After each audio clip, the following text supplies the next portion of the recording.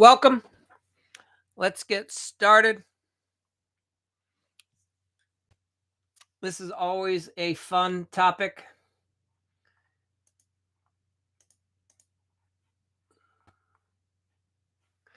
Estimate, bid, or proposal. All right. Welcome. We are live again on the Remodeler AI Challenge. And if you're new, let me know where you're from, what part of the country. We'll get into it in just a second here, getting the YouTube set up and getting my notes. You have any questions on bids, proposals, fire away. If not, I got a few things I'll talk about to share with you.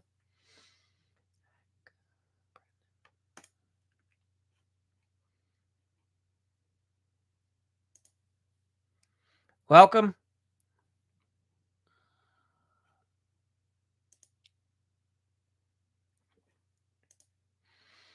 All right.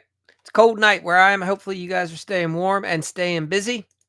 Let's get into it. All right. We're all good. Yeah. Welcome.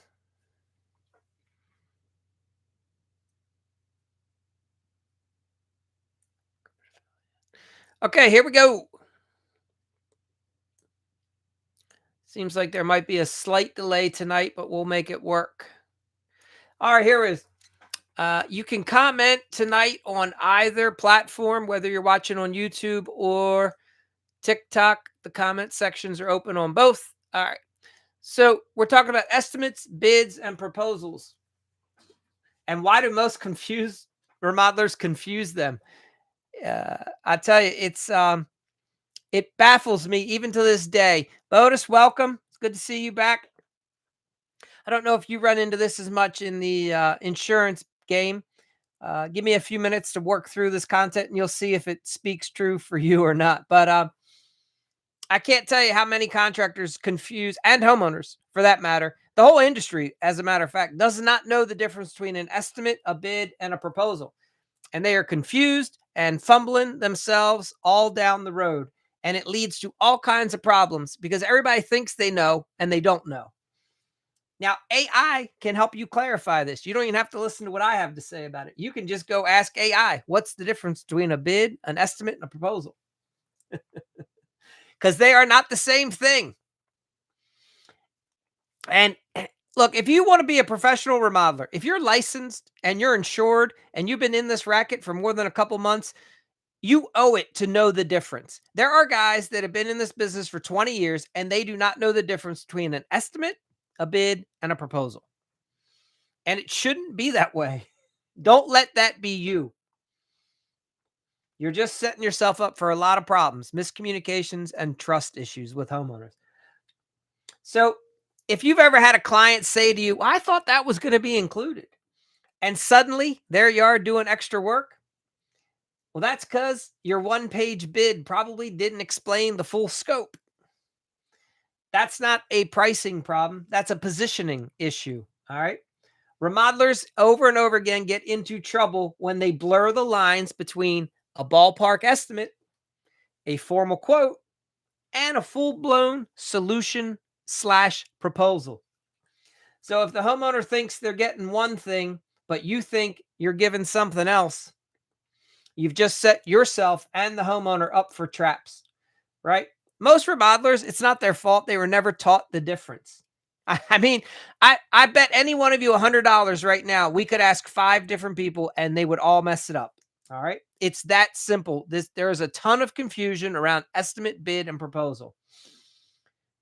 Most guys will treat a $75,000 kitchen remodel just like a roof tear off, right? And they wonder why things go sideways. And this is what I'm trying to say.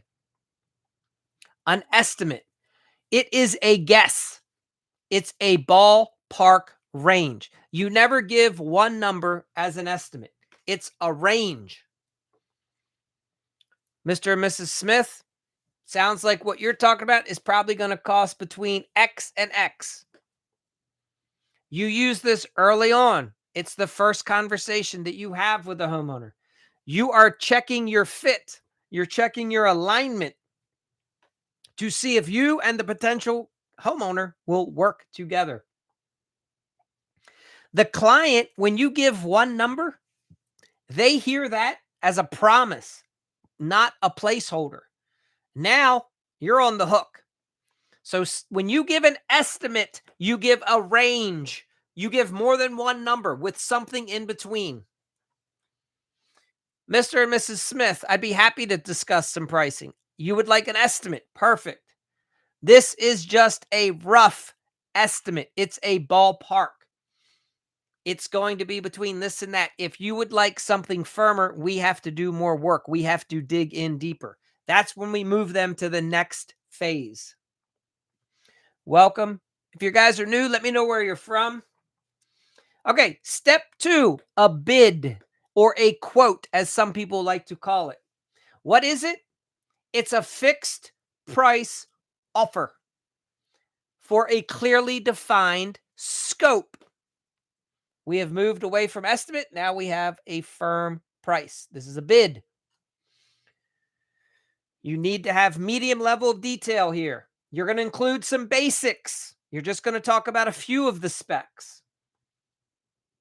When you have plans that are complete and a scope that is fairly good, you can give a homeowner a bid or a quote.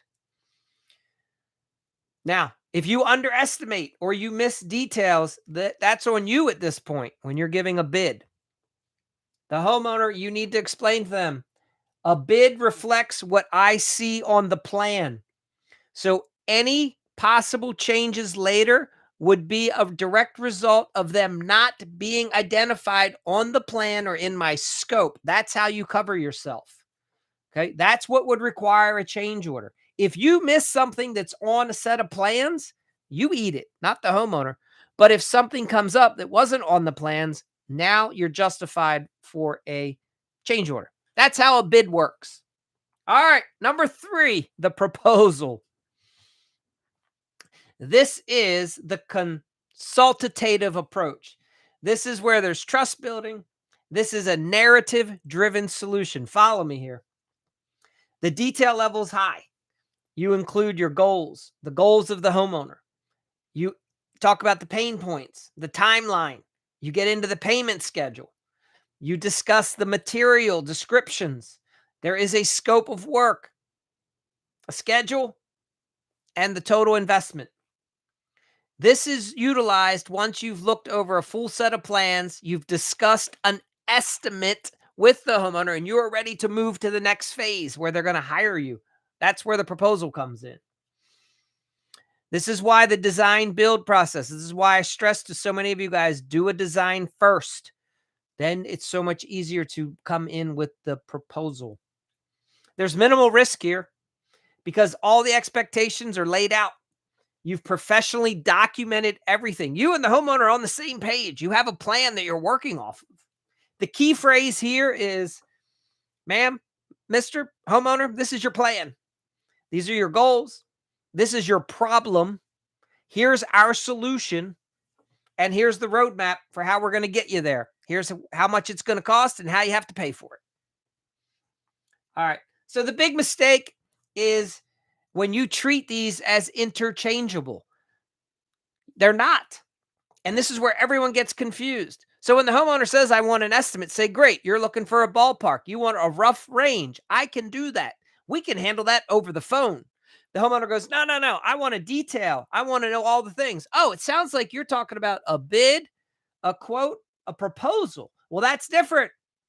You clarify for the homeowner and they go, well, what do you mean? And then you have them look it up online, have them Google it and show them, educate them to the difference. And then you say, well, we charge for those. I'll give you the free estimate over the phone, but it's a price, it's a ballpark, it's a range, a bid, proposal. Now you're talking specifics. All right. So this is how homeowners get confused. This is how contractors get confused. And this is why the whole thing's a nightmare. But for those of you that are professionals, you come in looking like the sweet smelling rose. When I sit down with a homeowner and I explain this to them, they look at me like, my God, I never knew this. No one has ever explained that to us. It makes perfect sense. And then they look at all the other jackals that are trying to dangle these low price bids, and they don't even want to work with those people anymore. Why would they? They don't even know the industry. right? The amount of contractors that don't know the difference between a bid, a proposal, and an estimate, astounding. Differentiate yourself. Show the homeowner that you're a professional. All right. Who's got questions? Who do we have on here tonight?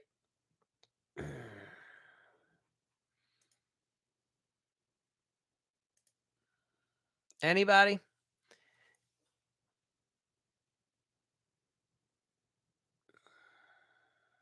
All right. There's a couple messages that came in. Hopefully you're still around. Let me see.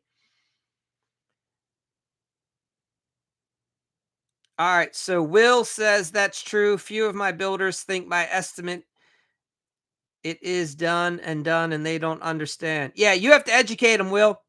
You have to tell them straight up. An estimate is a guess. If you want something that's firm, now we're talking bid or proposal. Now, if you're in the commercial space, a lot of this changes. All right.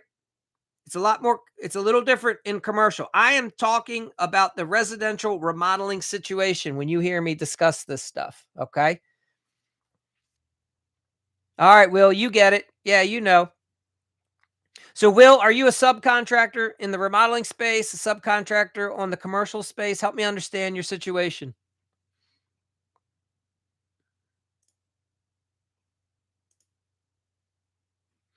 Juan Carlos, Mike, Gebhardt, if you're in here, welcome. It's hard to tell who all's. Sometimes TikTok's not accurate, but if you're new, welcome. Let me know what part of the country you're from. Let me know like your specialty and what questions you have. Okay, you do residential and commercial. Very good. Yeah. So, Will, as a subcontractor, are you working for a GC most of the time or do you deal directly with the homeowner? Juan Carlos, California. Awesome. What part of California? It's a big state. Awesome. Mike Gebhardt, just got my first big job doing a 3 seasons porch. Super hyped. Congratulations, brother. That's awesome. Okay, so yeah, so Will, when you speak with homeowners, obviously you can educate the homeowner over the phone. When they say, I want an estimate, say, sure, I don't know, it's going to be this to that. And you give them that range, right? And if they want you to come out on site, say, well, now it sounds like you want something more specific that we charge for it. Like hopefully you do a diagnostic, you do a site fee, right? Because now you're getting into more specifics with your contractors. There's a professional courtesy that you will probably visit a site once for a GC without a fee. But after that, I would suggest that GC understands that there's a fee. And if you work for a GC for more than a couple projects, you guys should get to a point where the GC should be able to price things ballparked without you having to see them, right? Juan Carlos, 20 years. That's awesome. Okay. Yeah, so you know what you're doing.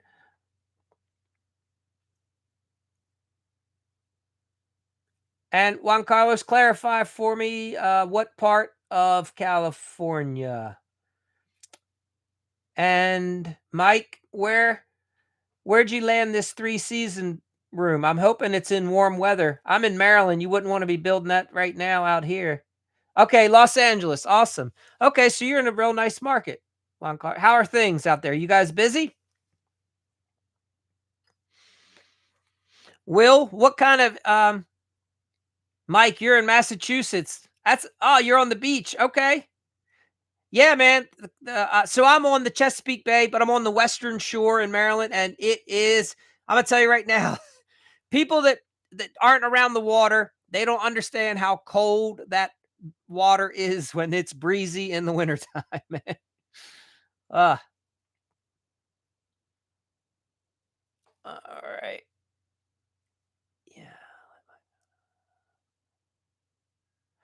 Yeah. So, Will, you get it. Yeah. Well, yeah, cold as hard.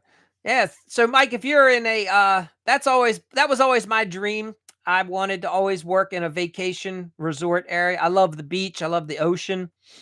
And The way I originally visioned my company is I would just retire at the beach doing some small remodeling projects here and there. So good for you. That's awesome. If hopefully you're dealing with a lot of nice high-end homeowners. If you're dealing with their vacation properties, I find that's a much nicer market, right? People tend to be a little more flexible and it's easier to work on a project when somebody isn't living in the house. That's at least my opinion. So, all right. Juan Carlos, what else do we have here?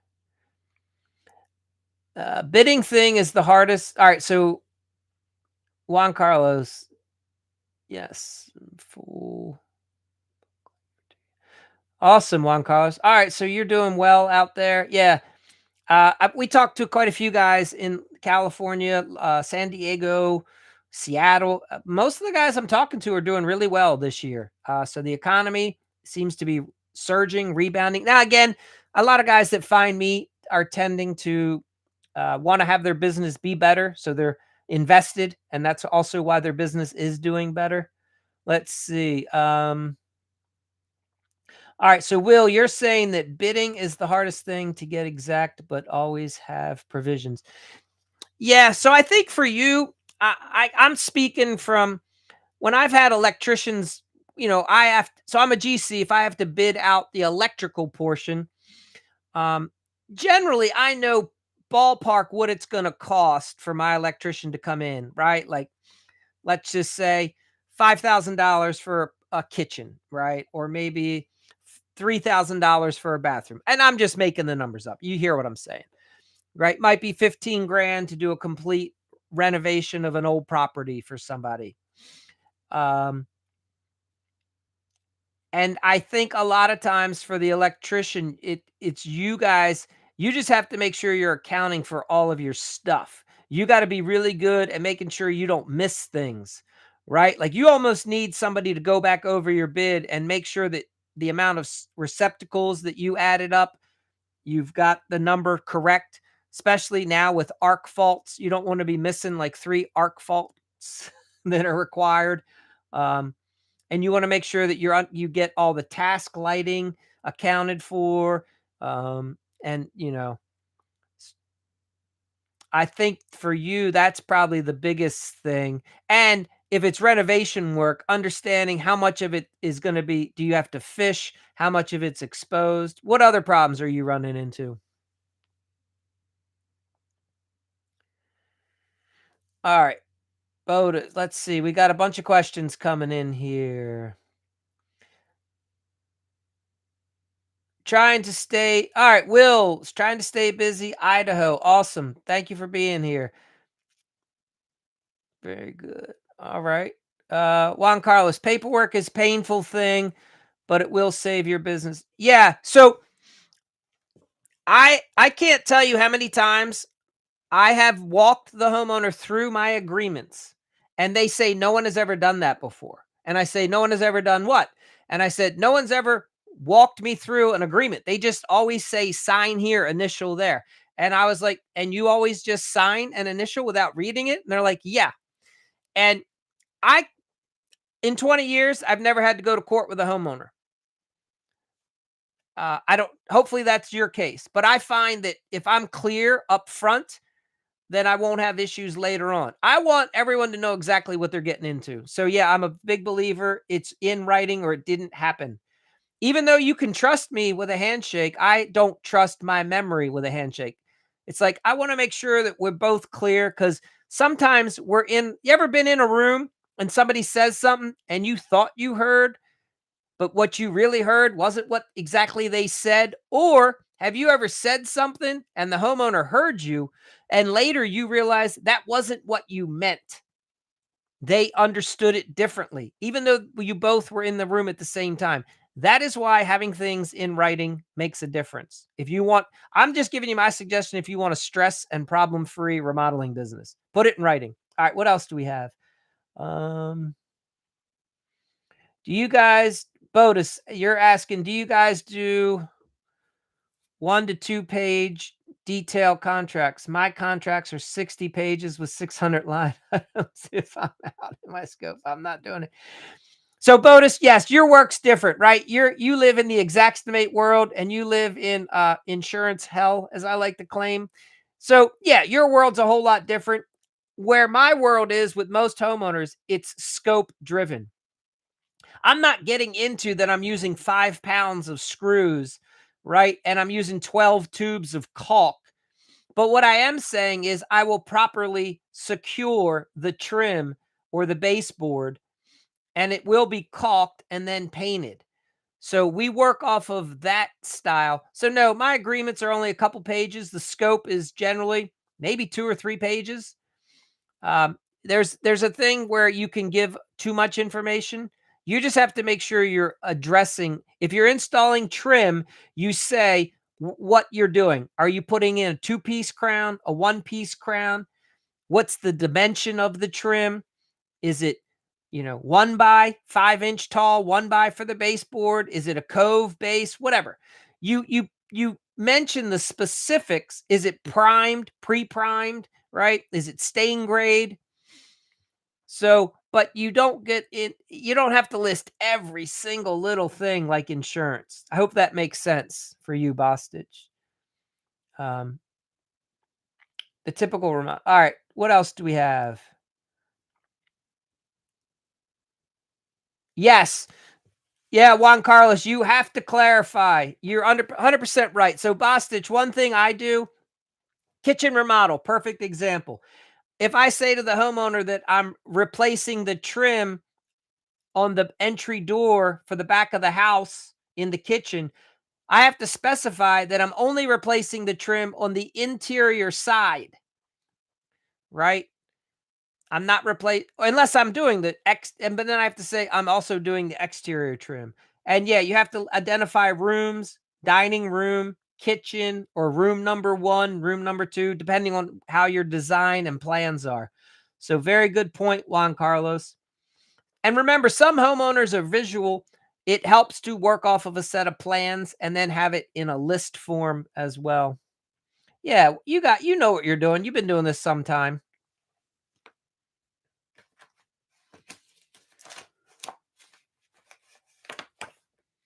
Bostitch, I'll show you what my contract looks like. Give me 1 second. I have it over here.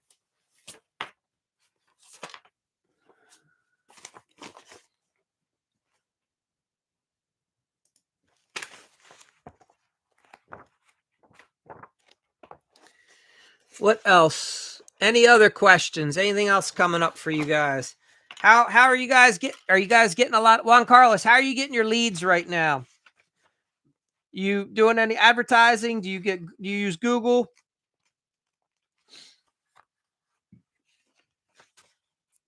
You guys have a salesperson? Word of mouth? Okay. Very good. Mike, are you still here? Mike, you sound like you're new in business. Is that correct? How'd you land that porch remodel?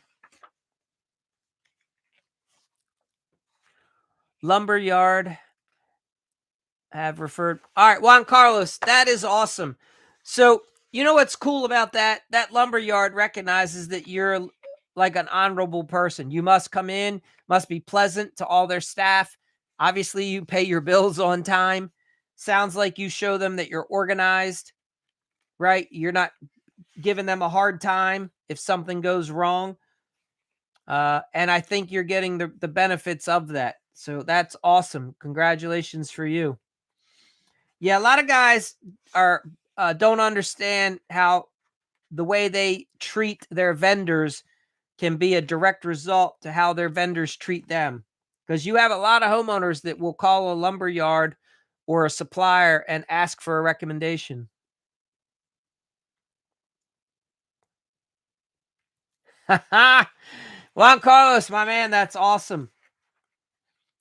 I work on this block where I have almost done the entire block. Yes, that's really good. Good for you, man.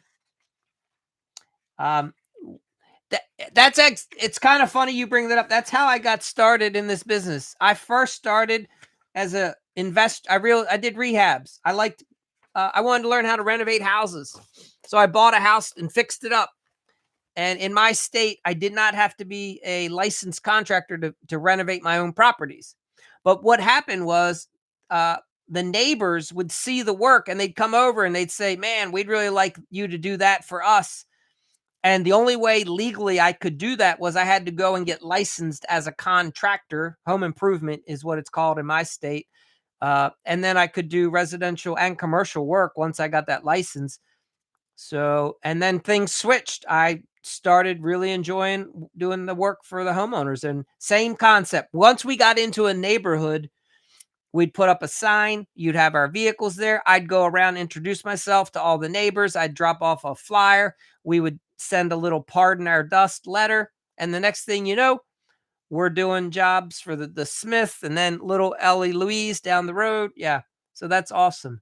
The neighbors actually gave a shirt with the name of the street and added construction. That's awesome. Juan Carlos, that should be I hope you have some sort of a story on your social media about that. That's awesome. Congratulations.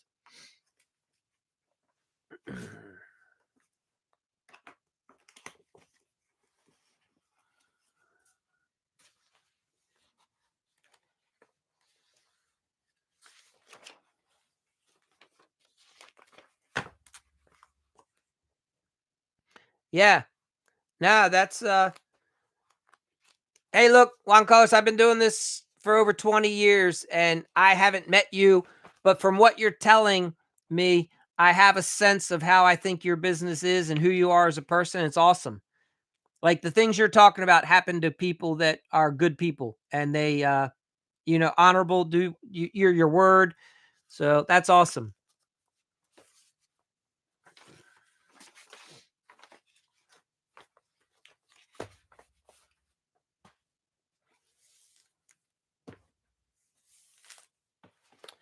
Who else is on here? Mike, tell us how you landed that porch. You might have said it. If I missed it, I apologize.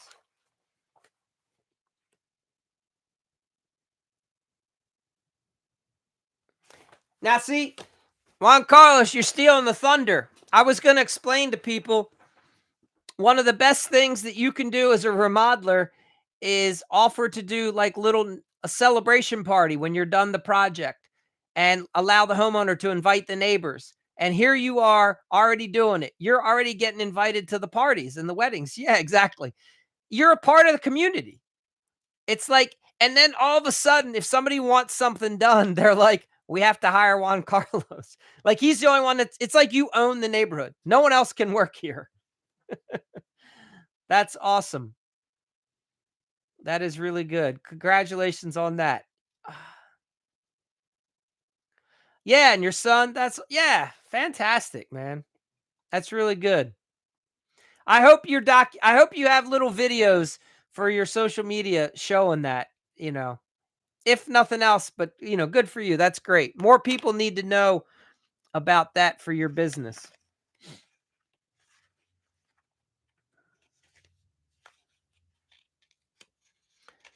Bodis, do we still have you? I'm still looking for some of that paperwork.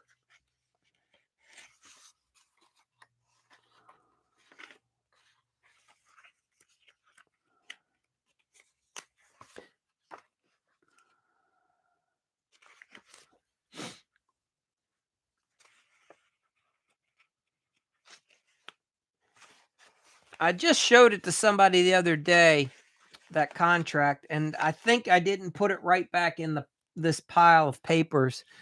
It might take me a second to figure out where I did put it.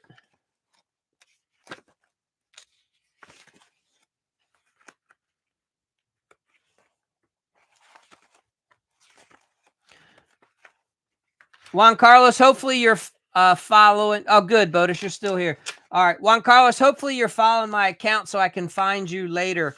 I'll look up your account and hopefully you have a website. Yeah, probably in the truck. Exactly. I'm embarrassed right now. Normally, I usually put the paper right where I was supposed to, and clearly, the other day I did not put it back.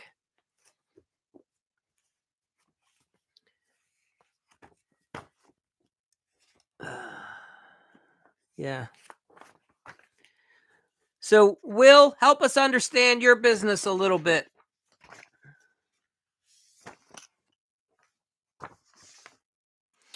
All right. Botus.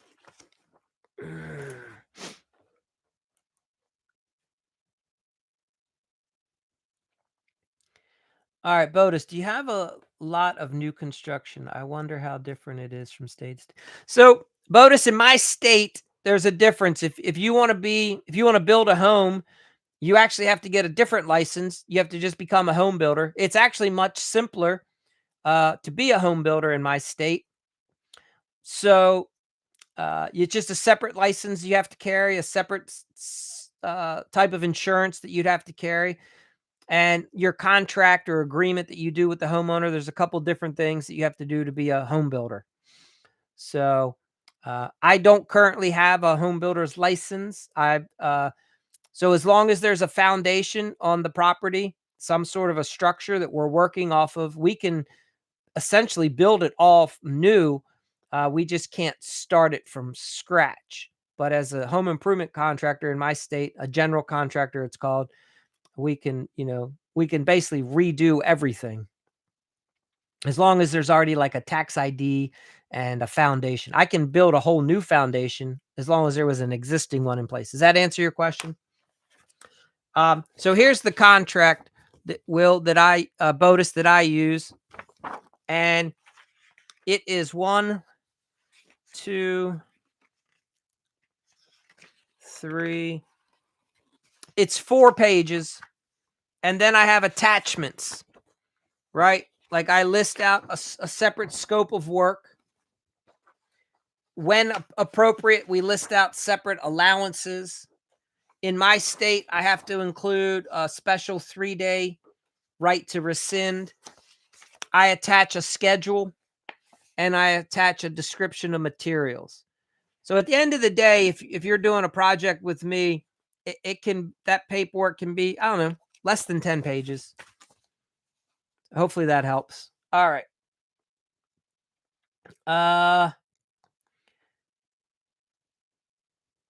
Yeah, so I wouldn't get into per square foot pricing. That just gets you into trouble. There's just way too many variables. If it were me, just way too many variables. All right, so Juan Carlos, you're letting me know that you have some good. You have some TikTok videos. All right, I'll be sure to check them out. That's awesome. I like TikTok a lot. I'm new to it. It's just been a couple months that I've been on here, and it's been really good. I've met a lot of really good people through this. Yes. So Bostich, 100%. I've done a bunch of videos on that. In my state, we are allowed to do a third deposit. Okay. So when the homeowner wants to book me, they want to commit and have me commit to them. They have to sign the agreement and they have to provide a 1/3 deposit. Now, if there is other things that we have to do, like order special materials, then once we've started the process, then we can bill for other things. But up front on day one, the most we can collect is 1/3. In general, what I would explain to you, if you're going to start doing your own work, you never want more than 10% at the end. Okay, so follow me. The last payment should only be for 10%. If you can only charge 1/3 in your state, let's just make that 30%. So I know my start and my end. 30% to start, 10% at the end. So now I've got 40% accounted for. I have to account for the other 60. Break that up into 3 payments, 20, 20, 20. Something like that. Or you can do 2 payments. You could have a deposit of 30, second payment's 30, third payment's 30, final payment's 10. You could have a whole nother payment in there and break them down to more like 17%, something like that. 5 payments. If the project starts getting up into like the $200,000 price range, I might break it out into 5 payments. I don't like it to ever go too far one way. So hopefully that helps your question. But yeah, I clearly identify and I tie it to the start of things. I would tell you that most remodeling contractors will tell the homeowner to pay them at the completion of a task or phase, and that's completely backwards because when something is done is arbitrary. Homeowner might not think it's done, and you're like, "We finished that last week." And they're like, "Yeah, but you still have to touch that thing up." "Well, yeah, but I did the most of it." No, it's still not done because you have to touch it up. Whereas start, we can all agree that something was started. Start of drywall, i.e., I've hung the first sheet. Homeowner knows, yeah, there's more than one sheet up, so then they know to pay you. Start of flooring, single plank has been installed, single tile has, right? So I tie my payments to the start. Hopefully that helps.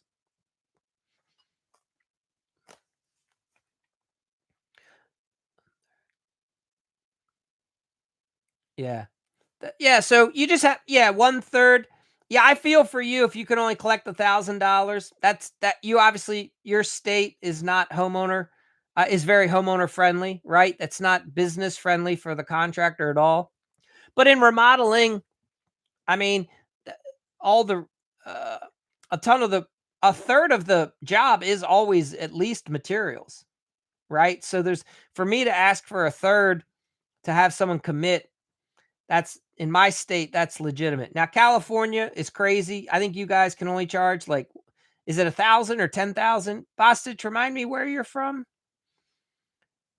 So yeah, $1,000 is ludicrous. You guys need to get, yeah. So you guys should really get together with your. Do you guys have like a contractors association? You guys should really band together and get somebody lobbying to change that in your state. And, look, you're not going to change it this year, but it would be a worthwhile thing for you guys to be a part of an association that could help start lobbying to get that changed, because that's ridiculous. I mean, you're getting screwed, but it is what it is. So you have to work with it. But can't you start the project quicker and then get payment somehow? I think that's what I hear a lot of contractors in California do. You just figure out a way to do something to get the job started sooner. You come out and do an exploratory, like cut a hole in the wall so that you can see a cavity. And then technically now the job's started. That's what I've at least heard. You'd have to tell me if that's true or what your guys' thoughts are on that.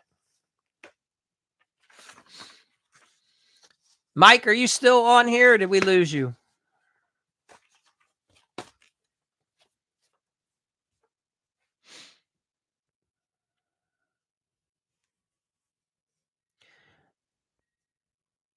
Bostich, I was looking over something for you in the insurance world. You were asking about how to get jobs.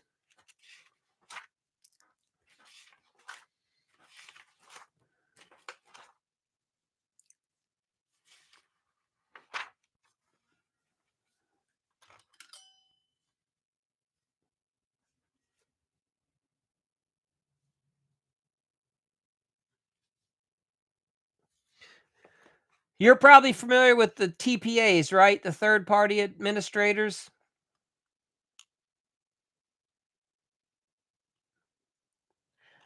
All right. Is it, what is that? Is that Geo Monkey 650? Let me know what your specialty is. What's your niche? First, please hear me when I say this. I'm not beating you up personally. You don't send an estimate. You talk an estimate over the phone. That's it. If you were here earlier, an estimate's just a price range. That's what an estimate is. Mr. and Mrs. Homeowner, price is going to cost between this and that. That's what an estimate is. If you're sending over an estimate with one price, chances of you closing that deal are slim to none, in my opinion, unless you're cheap. And that's not good for anybody. For inspections.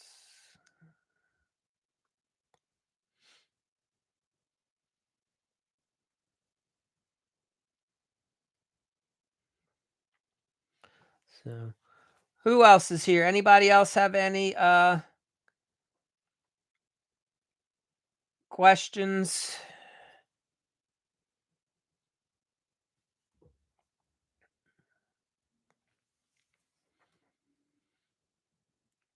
Okay, so GeoMonkey, let me back up. Let's back up the train. Homeowner calls me. They say, "Hey, Mike, we want to have a kitchen done." I say, "Awesome, Mr. and Mrs. Homeowner. Have you worked with a contractor before? What's your remodeling experience like?" "Nah, we've never worked with anybody, but we want you to come out and give us a price." And I'm like, "Well, tell me a little bit more about what you're trying to do." I have a whole sheet called Weed the Lead, and it's a bunch of questions I ask, and I will not do a detailed thing over the phone. I'll just give them a ballpark. I'll say to them, our next step, if you want to proceed, would be for me to come out and give you a design, a plan, a feasibility study. There's a fee for that. And that's how we would proceed. So I'm not emailing anything. I talk to them over the phone. And the whole point of the phone call is to move them to the next step, which is a site visit to get paid. Hopefully that helps. I explain to them what an estimate is. I'll even say to them, "Hey, have you asked ChatGPT what an estimate is?" And I can tell you exactly what it says.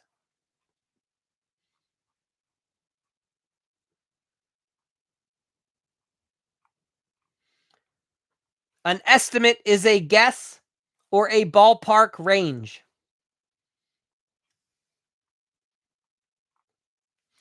That's what an estimate is. And then I clarify with the homeowner, "Are you sure you just want an estimate?" They go, "No, we want a fixed price. We want to know." I say, "Oh, it sounds like you want a bid. Sounds like you're asking for a quote. Well, this is how that works. Tell me, do you have a set of plans? Because the only way I can give you a detailed price is I have to work off of a set of plans. You didn't get a plan yet? Well, who's helping you do your plans? All these other prices you're getting, they're irrelevant. They're going to be all over the place. The only way you can get an accurate price is to have a set of plans. How about I design and get you a set of plans? Here's how much we charge for plans." That's how you start spinning it with the homeowner. You show them that they're confused. You show them that they don't understand what they're even asking for. Hopefully that helps. You should I've got a couple videos, GeoMonkey, on this whole process that'll clear it up for you. The average homeowner and the average contractor are so confused. Nobody knows the difference between an estimate, bid, and proposal, and everybody's fumbling the whole process.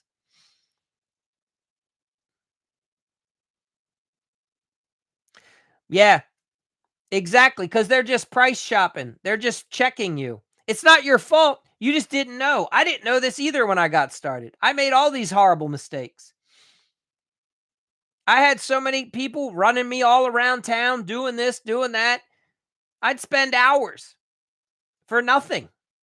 Finally, I woke up one day and said, "This is not the kind of business that I want to have. This is not my future. I'm not doing this anymore."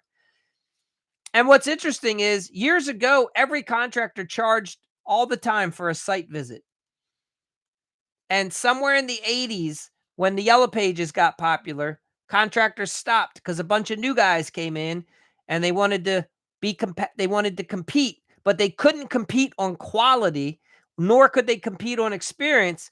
So they started saying, "Well, I'll give you a free estimate." And the homeowner bought, and that's when you start having a ton of problems. So sometimes I educate the homeowner on the whole process of how the construction industry fell apart, how you have to have a set of plans. Only smart homeowners will get a set of plans, right? Educated homeowners get plans. And that's how they can guarantee that they get a perfect result. So I have a whole process for it. Hopefully that helps you. But yeah, if they want something broken down, if they want something in detail, they pay for it because now they're asking you to work for them.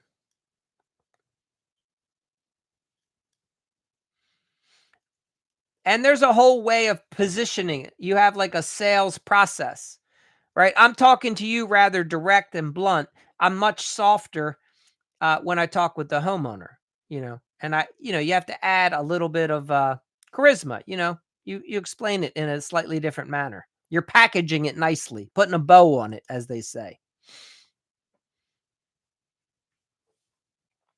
Geo, Monkey, what part of the country are you in?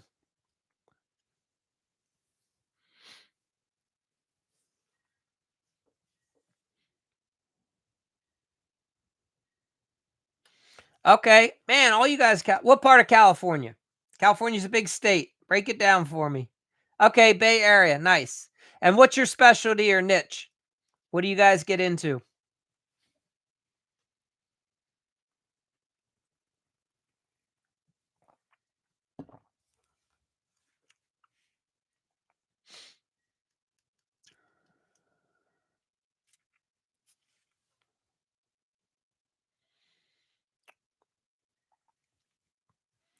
So, GeoMonkey, I'll back up from it. In the first part of this live, the first thing I talked about was the estimate, right? And follow me when you hear this. An estimate is a ballpark, it's a range. So if the homeowner says they want an estimate, say, perfect, I can help you out with that. You ask a couple questions, and an estimate has a low number, a high number, and there's space in between. An estimate is not a single price.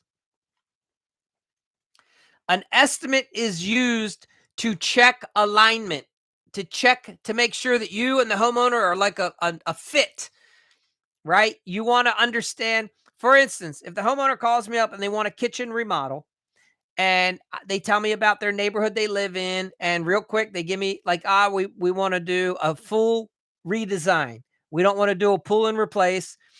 We want to move where the appliances are, everything new, new flooring, new lighting, new circuits.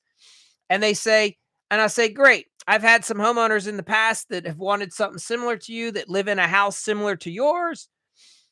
And it has costed somewhere between X and X. Where in that range were you looking to land? They will tell me right away. And they'll either say, no, we weren't looking to be in that range at all. We thought it was going to be much less. And this is how you clarify and get yourself out of a wasted time situation. Okay. Or you talk for a few more minutes and the homeowner goes, well, we weren't really sure what it was going to cost. But now that we're understanding, we're comfortable. And yeah, maybe we could invest X to X, right? You have to put the number out first. And then it's a dance. You want to see how the homeowner responds. And sometimes I've even had homeowners say, Mike, we don't want a cheap realtor job. I know you just gave us a range of like 70 to 95,000. We've been doing some research.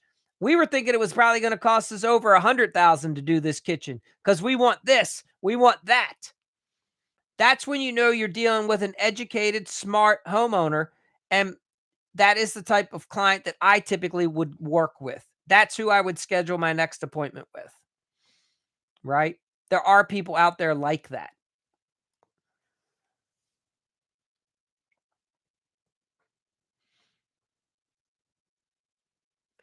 All right. Let's see. You worked with a GC 6 years now and you're trying to build your own company. Awesome. Yeah. There's no reason why you can't build your own company. Do you have a license? Yeah. Do you have an LL, like, do you have your own company name? Do you have an EIN number? GeoMonkey?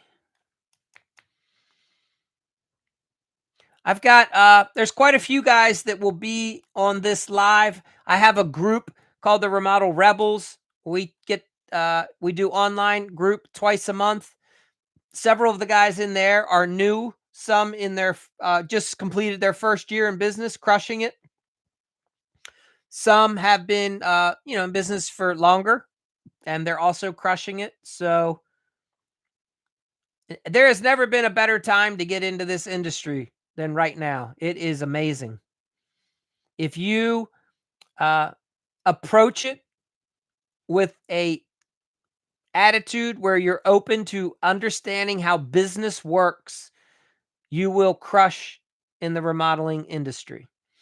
The amount of contractors that are so hard-headed and understand nothing about running a business, that are struggling, they're broke, and they're burnt out, I'm telling you, it's never been easier to come into any other industry and just succeed.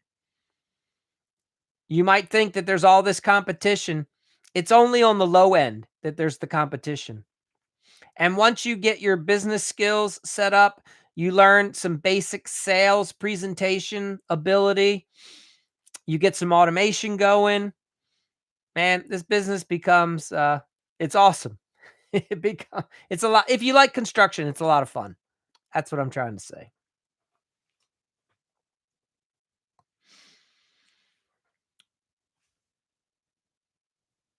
I'm barely 4 months into the game, hoping next year to get licensed. Okay.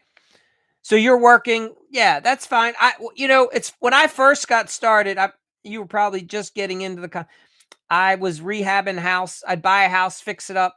In my state, I didn't have to have a license for that. I had some homeowners start asking me to do work. I did a job or two, obviously, when I was applying and trying to get a license, when I was first looking into getting a license. And I was like, all right, I'll get licensed. And in my state, it's not so bad. It takes a couple months, probably. So things will definitely change for you once you get licensed for sure. I'd set that as a goal uh, sooner rather than later if you can. But just because you get licensed doesn't mean that people are just going to start throwing jobs your way. It just means you can sleep better at night. That's all. And now legally, right, you got something to back you up.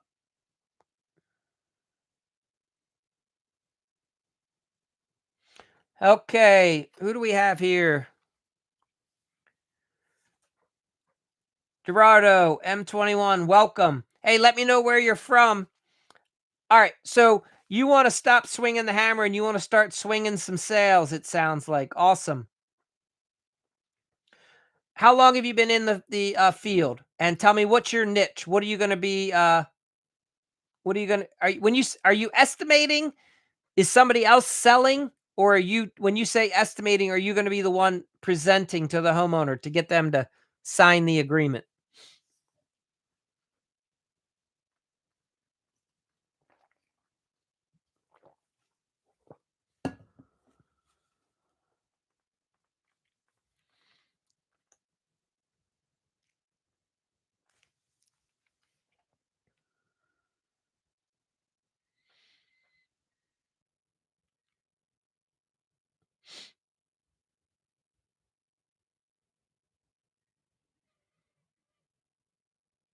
Hmm. Yeah, there must be a delay.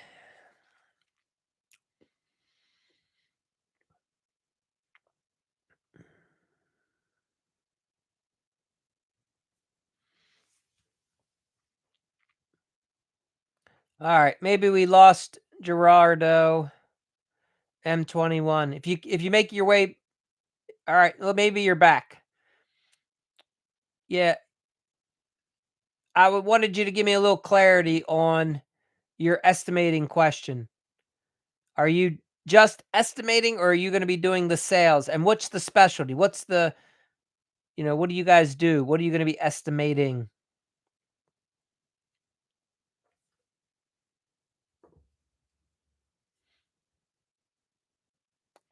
Yeah, TikTok might be having some connection issues. It seems like some of you guys are getting bounced in and out. But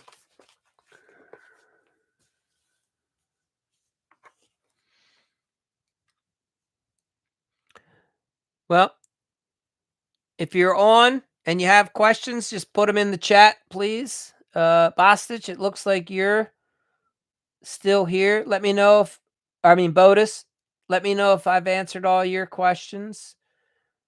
GeoMonkey, it looks like you're still here.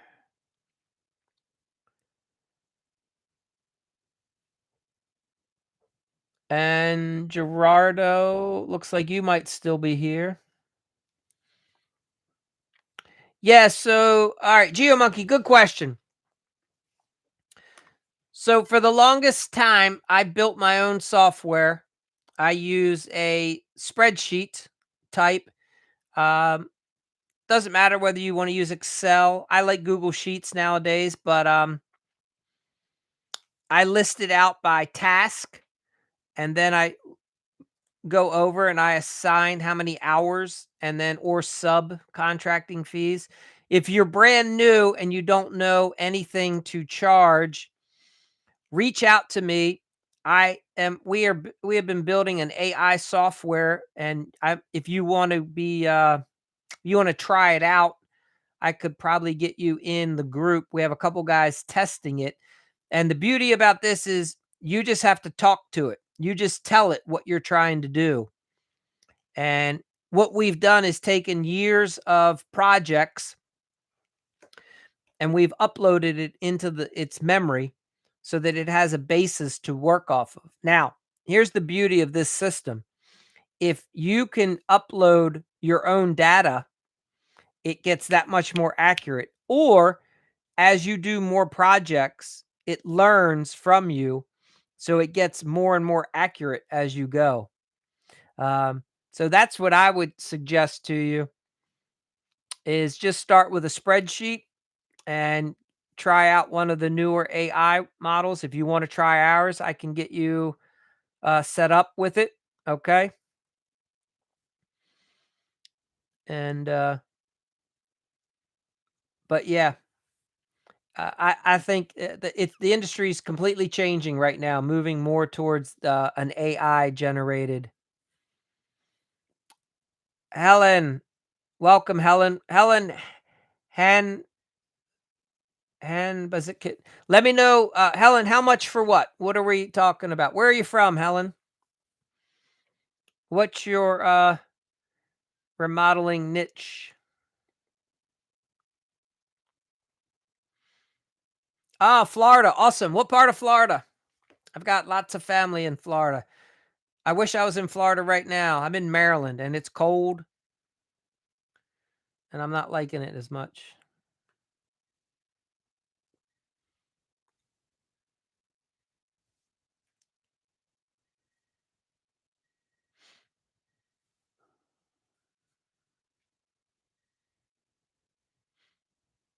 Okay, just north of West Palm. Very cool. Are you in the remodeling business, Helen? You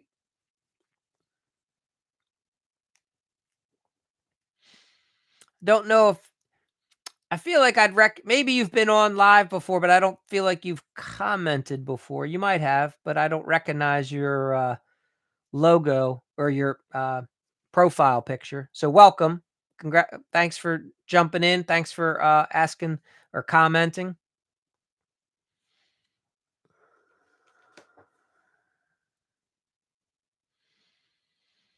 Look at you, acoustical ceiling installations. So let me ask you, are you doing is that mostly commercial?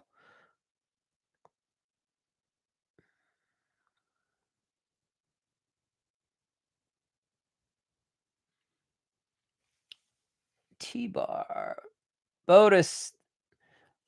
When you ask T-bar, I'm not sure what that means.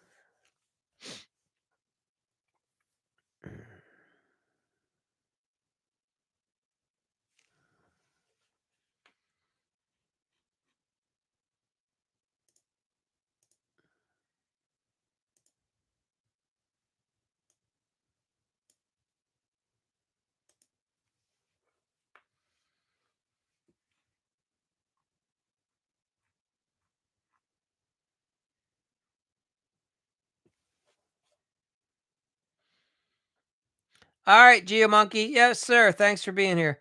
Okay, so commercial, industrial, yeah, healthcare, very high end resident. That's awesome, Helen. All right, you got a good niche that you're in. Yeah, so your world's a little bit different than probably some of the other guys here that are working for the residential. Awesome.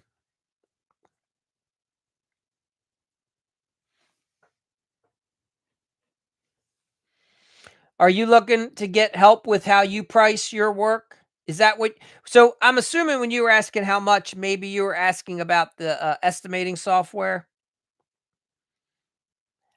I can only assume though, so I'm not certain, but I'm guessing that's what you were asking about. And GeoMonkey, you're very welcome. And yeah, definitely check out some of the videos, get some more clarity for your estimating.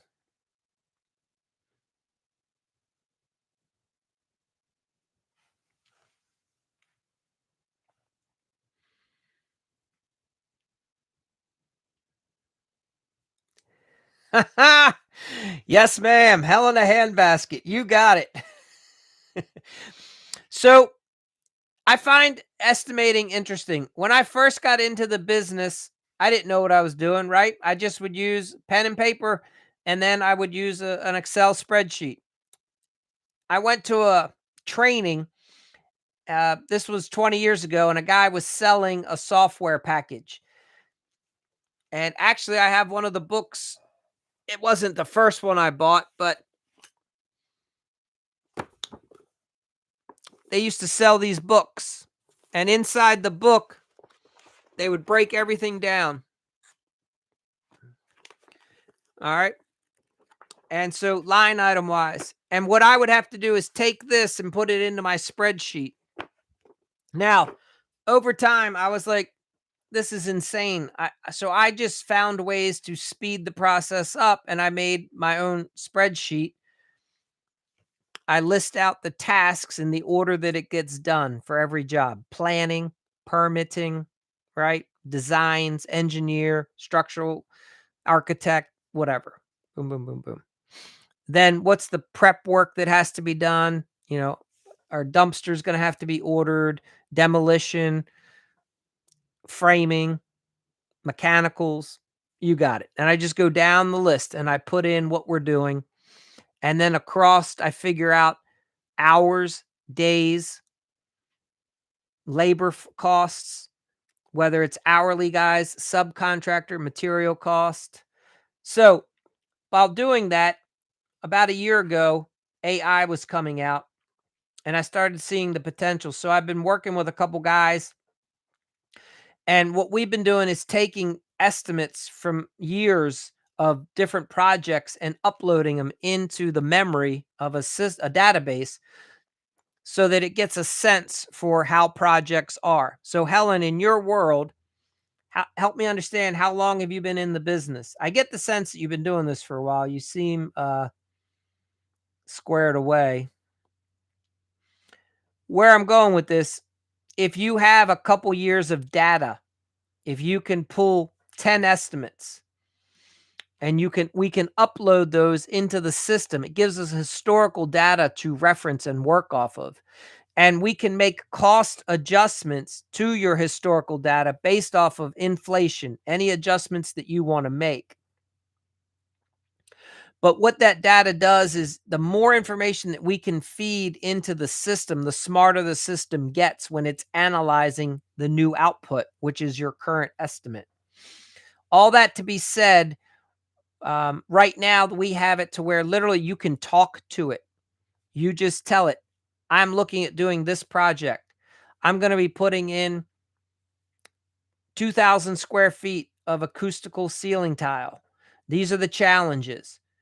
I have to use the service entrance.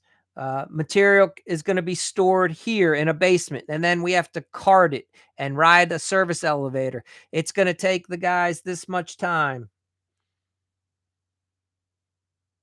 Yes. So see, and Helen, this is what we found too. You have to know your industry first to estimate it properly, and this frustrates new people. Now, what's nice about the AI is, by you having some historical data and you knowing your nuances, we feed that into the system. And now the system knows. So for me, in my world where I live, I'll give you an example. A lot of 1920s and 1940s houses, they both have plaster walls. They both have wood framing. It's what's in between the plaster and the wood framing that changes, and changes things a lot. A 1920s house in my area has wooden lath, horsehair plaster. Very easy to demo. In the 1940s in my area, they started putting wire mesh in all the corners, and they moved into more of a concrete sub board. Extremely difficult to demo. It's painstaking. These guys that stapled this wire mesh into the old framing, they should all be given medals because that wire mesh will never come out. It is painstaking to remove. All right. So where I'm going with this is the only way you know this is because you've done a few of these projects. So you have to estimate it differently. And as you learn these nuances, you build them into your database. So for instance, for you, what gets interesting is every building that you're in is constructed a little bit differently.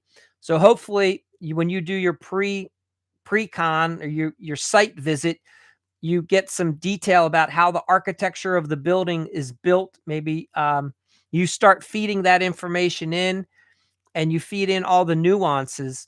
That way you're going to get a better estimate back. So if you're interested in something like that, follow me. And you if you message me, we can talk down the road. I might be able to get you in to try it. We'll have to see. Okay. But yeah, that's what you should be, if in my opinion, that's what you should be looking for, is building your own system that's specific for your application because it's so nuanced. It's not that hard to do. There's a little bit of growing pain in the beginning, but I can tell you after you do a few estimates, the AI gets super smart.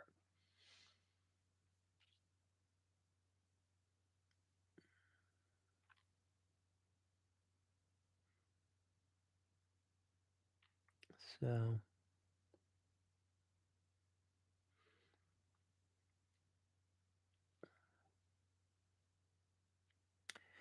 yeah. Hey there, Jay Allen. Welcome. So Helen, absolutely. Hopefully you're not bidding on such tight margins that you can accommodate a little bit of that. And I'm assuming you guys probably have some language that you can put into some of your contracts. And maybe I'm mistaken, where if it's material laden heavy, you could specify that if the material price for this changes or fluctuates. I don't know. You have to tell me how that works for you guys specifically. But yeah, it's definitely a challenge. Commercial work, you have to know that business. It's a lot different for sure.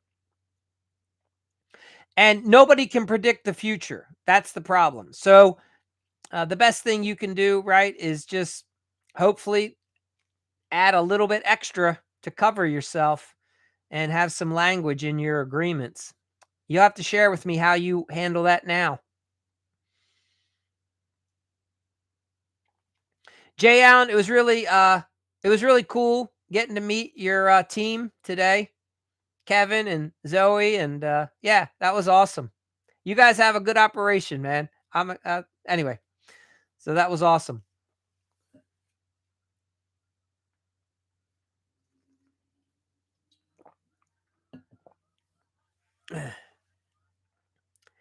Yes, sir. The whole team. It's awesome. Yeah. No, you're very blessed. I don't know. From me, from the outside looking in, I think it's awesome the setup that you have, and like you guys get to live a pretty amazing life. Oh, that's not the whole team. I even got to meet the dog today. You didn't tell me. Bonnie didn't share the dog's name, but there was a dog on the call at the end there. That was really cool. But no, your nephew, hopefully he works out for you. I mean, he looks young, so I think there's a lot of potential there for that. Yeah. So, I mean, the people that succeed the most in this business are not the solo guys. The guy that or girl, Helen, I don't know if you have a partner in your business. Um, like me, if I'm just the solo entrepreneur, solo owner of my remodeling business, I never knock it out of the park as much as the person who has a partner, whether that's a partner that they're involved with, like outside of the business who works with them in the business, or just it's a brother, a cousin, somebody else. He's 19. Okay, he reminds you of yourself when I was that young. So that's a good and bad thing, obviously. But I hear you. But yeah, so anyway, where I'm going with it is anyone that really does good in this business or any business in general, it's always a team because I have strengths and weaknesses, right? And I can only go, one person can only go so far, so fast, carry so much, accomplish so much. But two people can knock it out of the park. And then if you have a team of 3, a team of 4. All right. Let's see. So Helen, you're telling me that you've moved some of the older guys into the office, not tech savvy, pen, paper, adding machine. Yeah, I hear you. And that's fine. As long as your older people can talk and read, they can estimate with the AI. That's what's pretty amazing about this new way of doing it. I'm not set up to show you a demo, but literally, I'll give you an example. I'll open up the application and I will just walk it through. Follow me. Now, this is for a residential. I say to the AI, I'm looking at remodeling a 1920s arts and craftsman style house. The kitchen was last remodeled in the 1980s. The basement is walkable. There's a finished ceiling of sheetrock. We're going to be removing the entire kitchen setup and doing a redesign. I need to do new plumbing, new electric. It's going to require additional electric circuits, 3 additional for 6 total. We're going to be rechanging the plumbing. The existing drain pipe is cast iron. We're going to be cutting some of that, replacing it with CPVC, Schedule 40. We're going to need to run new supply lines. The current supply lines in the house come off of a water heater and they are galvanized. And then the last run is copper. The wall and ceiling surface is a combination of plaster, wooden lath, horsehair, and sheetrock. We'll be demoing that down to the original 2x4 framing, right? So I literally talk out the project. I give it the dimensions, and the AI starts filling in all the fields. And then all I have to do is go back and scan and make sure that it accounts for the amount of hours that demo should be. It's going to make an estimation for how many hours demo should be. And then I can go back and double check it and say, they're thinking it's going to take 3 days of demo. I only think it's going to take us 2. So I can make that adjustment by hand in the software. It's totally going to change the way you guys go about doing your business from that perspective. And I'm, in my estimation, within a year, you guys will be doing it differently. You'll have to compete with everybody else. I'm not the only one that's like playing in this game right now. I did it first for us, and then I started noticing that if we set this up properly with the right foundation, that we could help others in the space do it. So, yeah. And we've been testing it for a little while, and it's only getting better. It's already to a point where it's scary how good it is. Because it's only been doing it for a couple months, and I'm like, I've been doing this for 20 years. So, yeah. The fact that you can talk to it and it can formulate and understands and it can process so quick, it's mind-blowing. So, and I don't know how old your team is, Helen, but I mean, I'm not a young guy anymore, and it really comes down to if there's a will, there's a way, and as long as somebody's comfortable being uncomfortable, they can make the change. Most people, I this has been my experience over the years. I've worked with a lot of guys that are technology hesitant at first, technology resistant at first. It's because 'cause they're not comfortable with it. And instead of, like, beating them up, shaming them, whatever, if I sit down and say, "Hey, let's sit down and see if we can figure this out together." And I use this analogy where you sit and show them first, and you're polite and respectful and empathetic, and just say, "Hey, this is how I do it." And then you say, "Why don't you try it?" And then you walk them through and show them that they can do it. And then you step back because you've helped them. And then the next time you say, "Why don't you try it?" And then you look kind of over their shoulder and help guide them. And then the next time you like back off and say, "I think you got this." Anyway, almost anyone that I interact with can get it, but you have to change your approach and you have to be soft with them and give them some space and give them some time to acclimate and get used to it. But old dogs can learn new tricks is what I'm trying to say. But most of it, the success that you'll have with your team, in my opinion, is gonna be directly, correlated to your approach with your team. So, I'm not trying to be preachy, I'm just trying to share from my experience. I've worked with a lot of older people to help them, catch up and make their life simpler. They don't have to work as hard anymore. They can The good thing about having experienced people is they've got their brain power up here.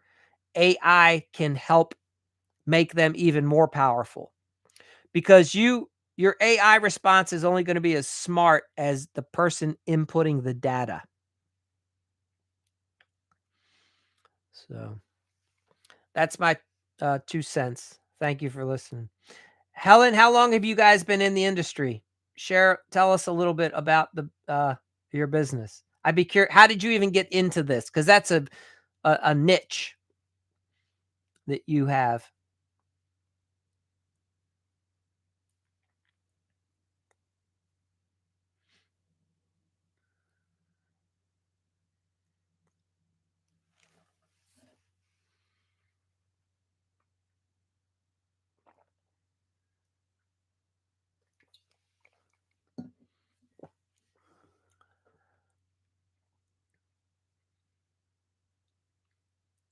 I'm a small business with lean margins. Sure. Now that makes sense. So the word small business is relative, and lean margins is relative. Uh, yeah. All right. So you're no spring chicken. You've been doing this for a while. That's awesome. Okay. Yeah.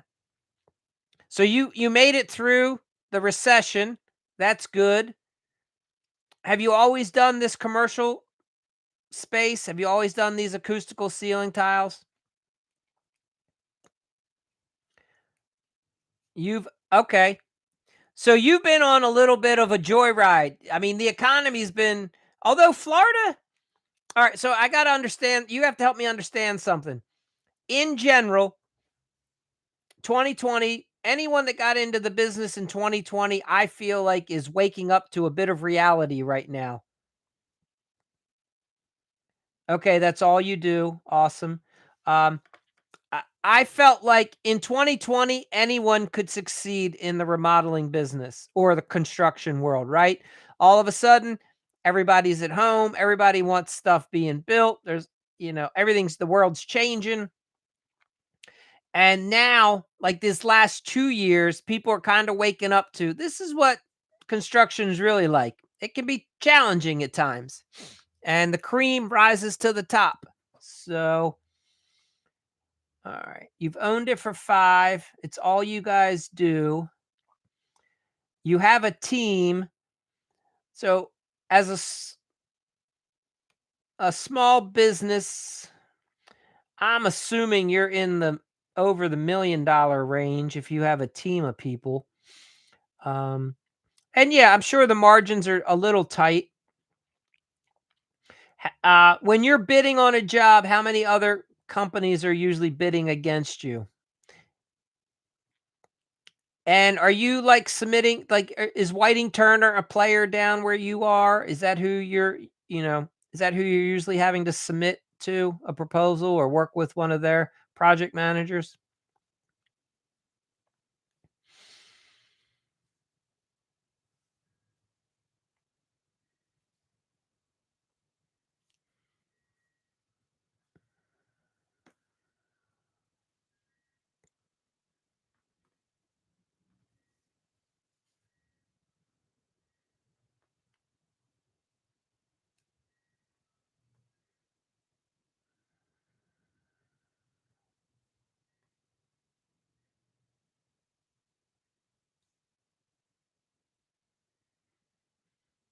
Who else is in here? Anybody else have any, questions? Anything you wanna contribute? Okay, so Florida hasn't followed the national trends. It just started to pick up in the last 2 years. Okay, very good. Yeah.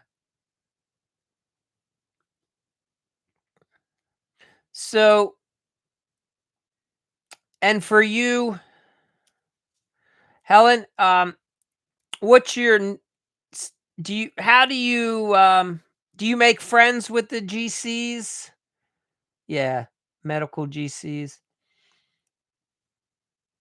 Are you always is it sealed bids? Are you getting to have an interaction? Like, why do you think you're getting picked when you do land the job?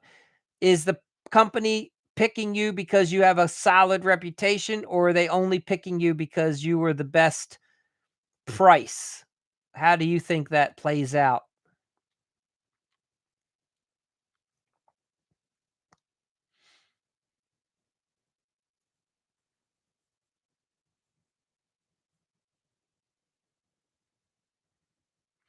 Are you at a plate? I'm assuming if you've been in business since 98, a lot of companies in your area just know that, like, you're probably the company to go to for your solution, the ACT.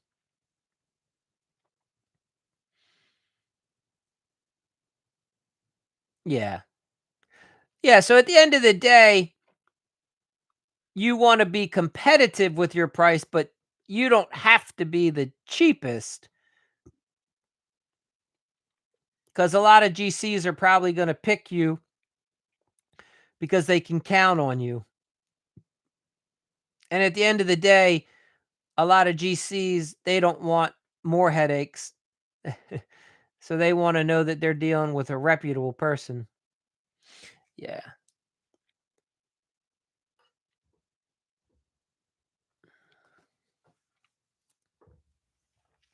Now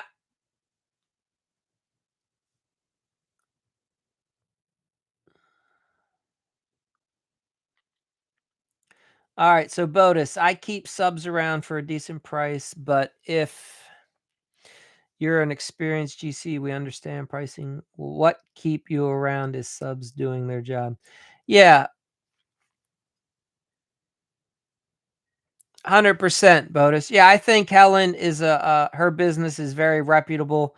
I'm sure the GCs can depend on her and her company to get it done the first time, get it done right. And if for some reason something needs to be adjusted, it can be taken care of with a simple phone call.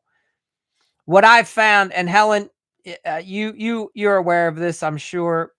Jay Allen, you recognize this because you have a partner in your business. Women, women business, construction businesses that have a woman involved tend to do much better because women don't get their ego in the way. Women deliver results, whereas men will have a pissing match over the stupidest detail and get in their own way, whereas a woman just gets the job done.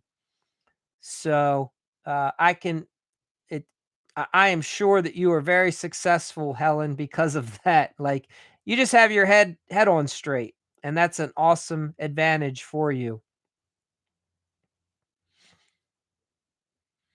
Yeah. Yeah, so Botus, if you're as a GC has to be smart enough. Like, I run into this, right? I'm getting an estimate. I might want to look at a new siding contractor and I get a guy to come over.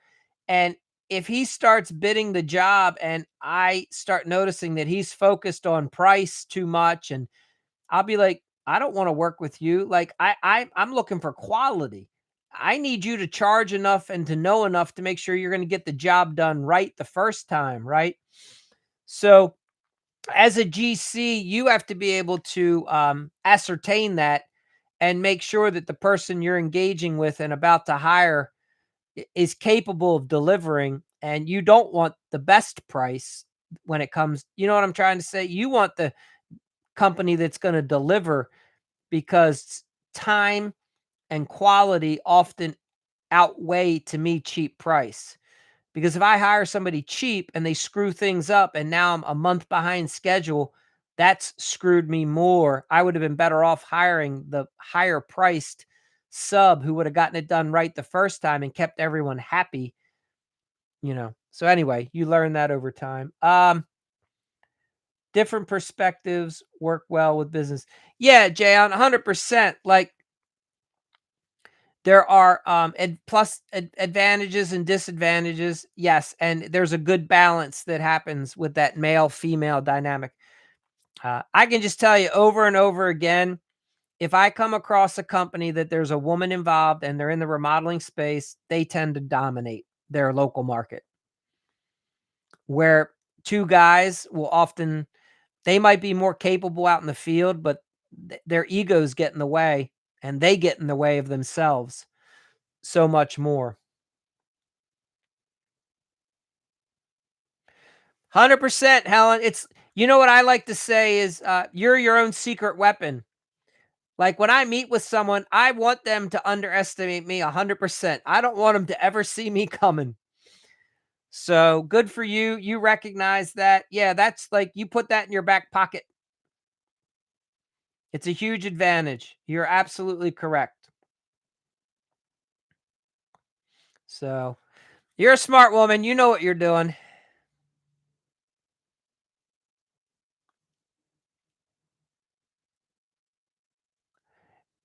Yeah. Yeah, Bodis. Look, we all have to learn our lesson. I still remember the first painting subcontractor I hired that screwed me big time, and I hired him because of price. It was one of the first subs I hired on a job, and he knew how to sell me, and he dangled that bait, and I couldn't resist because I was like, man, if I hire him at this price, I can do this and that instead, and it was a disaster. Now that's interesting, Jay Allen. 90% of, yeah, of your customers are women. All right. You know what?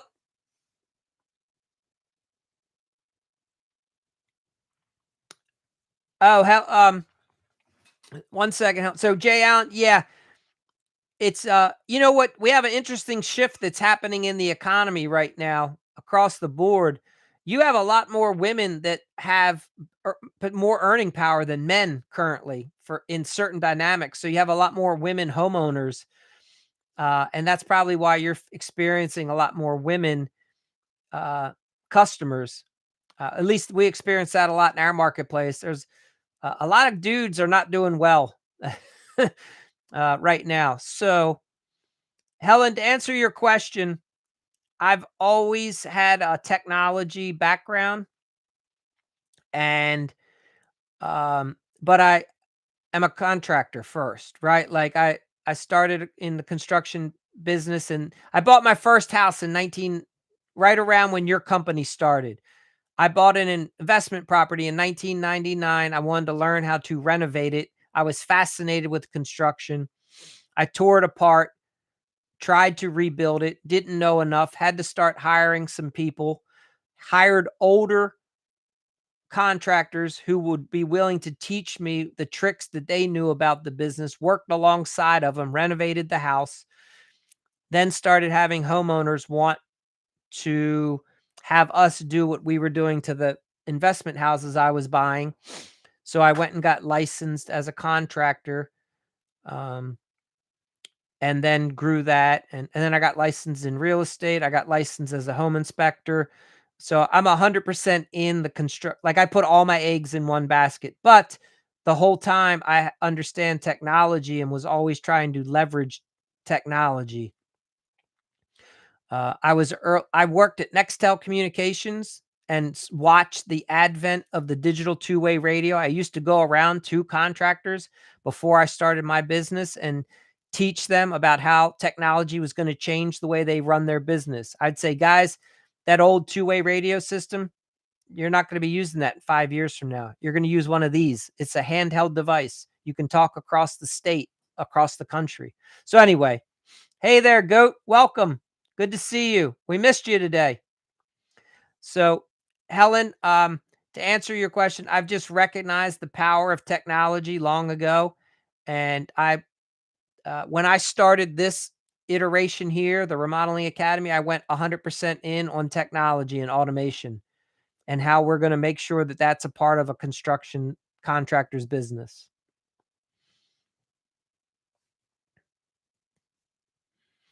So, yeah.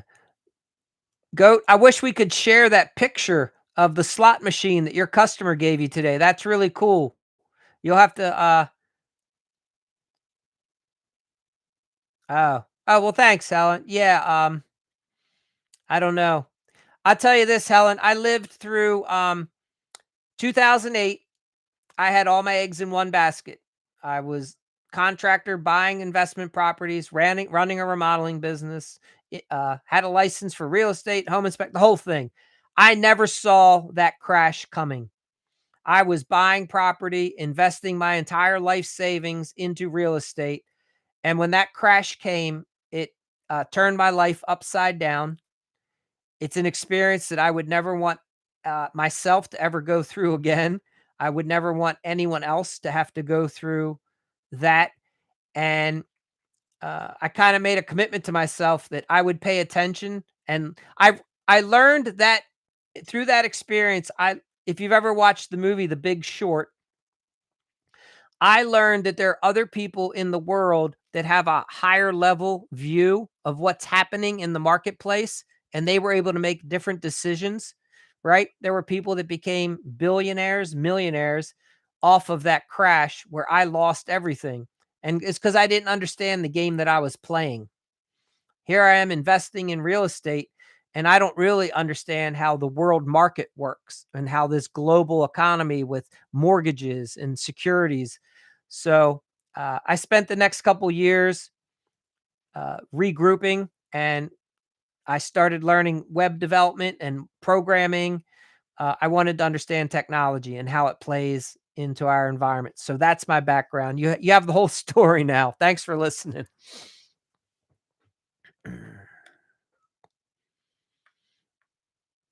Mm.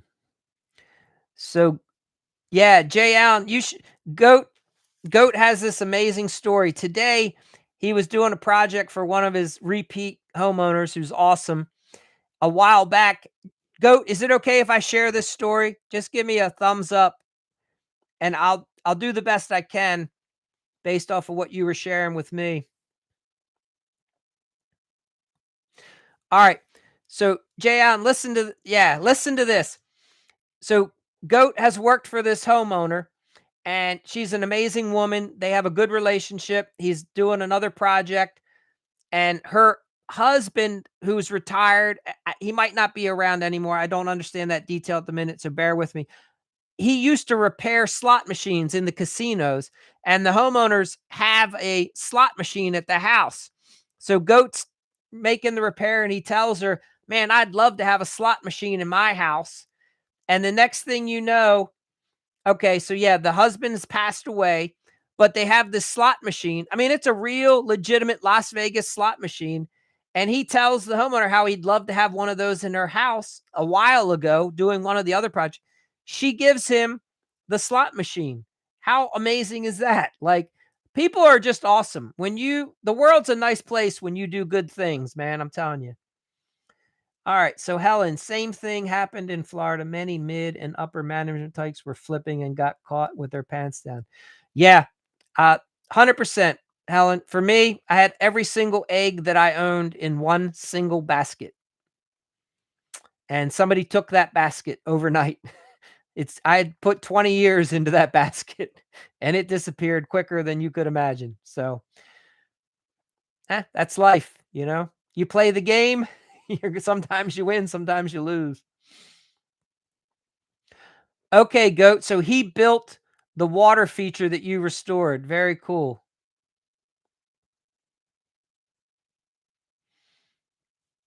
Yeah. Well, you know, goat, you know what's hopefully you walk away from in my mind, the first thing that I saw when you shared that story was you said to the homeowner, you put out your vision of your future. You said, "I'd love to have one of those in my house one day." And because you were willing to put that out, look what ended up happening. You projected out what you wanted in your future, and here it is a couple of months later, you now have that slot machine in your house. And I share that because it's been my experience in this world that when you put out to the universe what you want in it, and then you're willing to make strides and go for it, you will get there. I don't know how fast, I don't know what struggles you're going to have come up, but it's amazing how when you can see something that you want, you can go get it and you don't even know how it's going to come to you. So, all right, couple comments came flying in here. Let's see. Yeah. No, Helen, you know what? Nobody forced me to get into the rehab game. I used to watch Carlton Sheets and I was like, I want to do what that guy's doing. So, I mean, I was frustrated for 2 years, I'll say that, until I watched that movie, The Big Short, and then I recognized, Mike, you gotta learn to play the game at a different level. That's the problem. You just didn't know what you didn't know. You were running around thinking you knew shit. You didn't know anything. Alright, yeah, Bodis. So, I I would not recommend that somebody do what I did. I mean, literally, I every time I made a dollar, I invested it right back into the business that I was in. Now, that affords you so I'm a motivated type of person. I work hard for things that I want. And when you operate that way, when you go all in, you can get big rewards, but you also have to reckon with sometimes the ball doesn't bounce the way you're hoping it'll bounce. You don't even none of us know what's going to happen tomorrow. None of us, right? Like heck, I don't even know what's going to happen 2 hours from now. You know what I'm saying? But you can what I would say to somebody starting out their remodeling business today, I would say put a little money away. You need to build up, I call it a war chest. You need to have like a little bit in the bank, and you need to have if you have a yard, you need to bury some of it just in case for an emergency. Um, that would be my suggestion. Life can be simpler when you have a little bit excess to play with in case something ever does go wrong. But you can't operate with a mindset that there's going to be something wrong. You have to operate from a mindset that success, that your destination is the only place you want to be. That's it. You're going for this one thing. Because if you allow yourself to have a plan B and a fallback position, you'll go to it. That's been my experience. All right, what else is coming up in here? I'm just sharing from my experience, guys. Please, I'm not trying to preach to anybody. You got to do what works for you. But there's a story about how, when people wanted to come conquer a new nation, that the ones that succeeded was because the captain burned the boats, right? Like imagine you're in the 1700s and you're a Spaniard coming over to the country, and the captain, once you land here, the captain burns the boats and says, guys, we're not going back home. The only way we're going to survive is this is going to become our place. And I think when you go into something with the attitude that there is no plan B, I have to make this work. I will make it work. I am determined to figure it out. It's not that there aren't going to be problems and issues, but you are going to be resilient and strong enough to overcome them because you believe in yourself. Those are the people that succeed, and in my opinion, they're the ones that win at the end of the day. They get their prize, whatever you're going for. Yes, we move, Helen, excellent. We move towards what we focus on. 100%. If you've ever been driving down the road and something catches your eye on the side of the road, you probably notice how the car starts to veer that way, right? That's why they tell you to focus on the lines. You're either following the double yellow or or you follow the white line because you want to keep the vehicle in the lines. So yes, 100% true.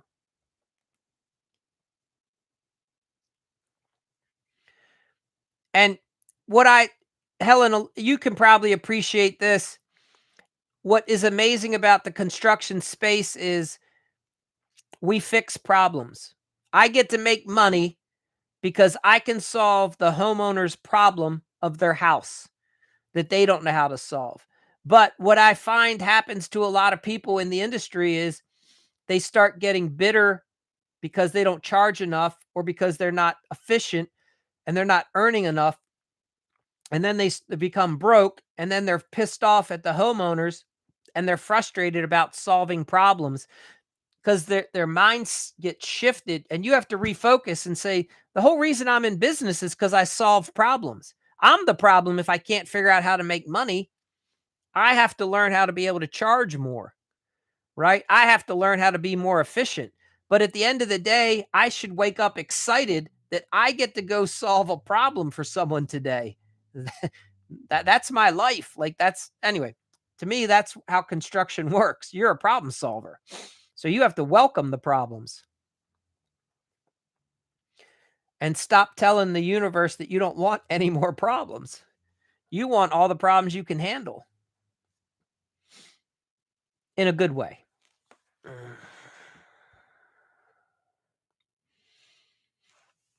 Every day, all day. Yes, Jay Allen. You want, I know that you and Bonnie want all the problems that you can handle. You want that phone ringing all day. Right? Yeah. Yeah, goat. It does make you laugh when you can sit back, right? And you start to appreciate it. It's kind of cool. It just takes sometimes we just have to get out of our own head because we start thinking weird stuff. It happens to everybody.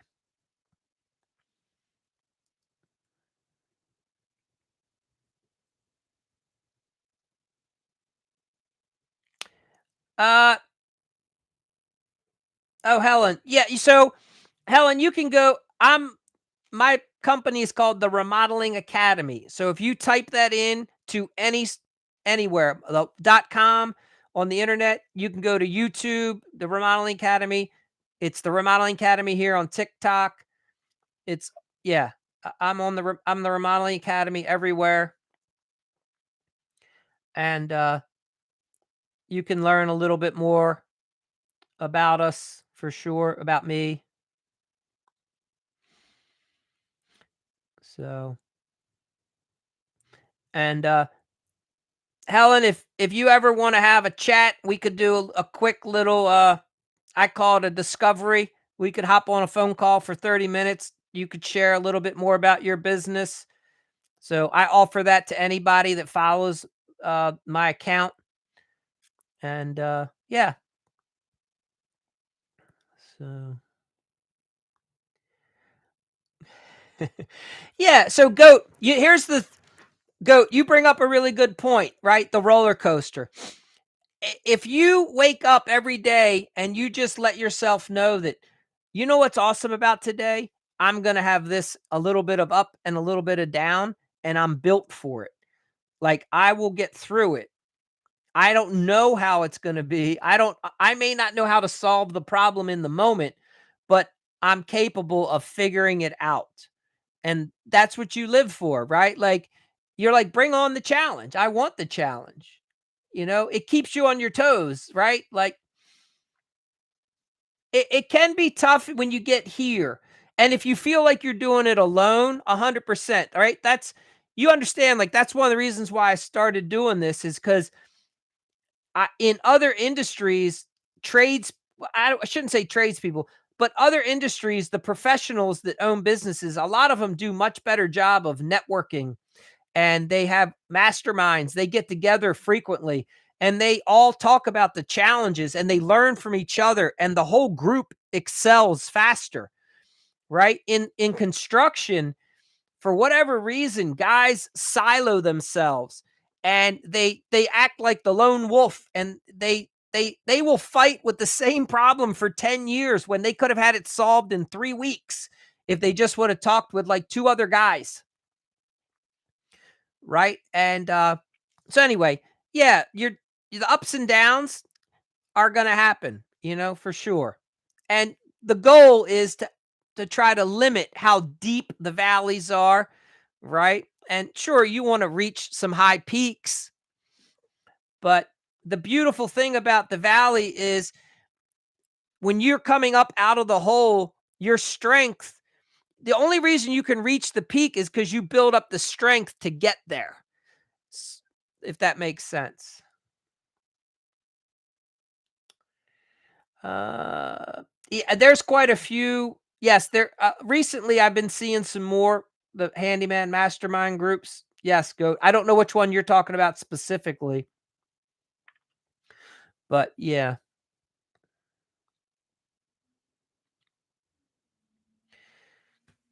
Nice, Jay. Yeah, the conversation I thought was awesome as well. Thank you.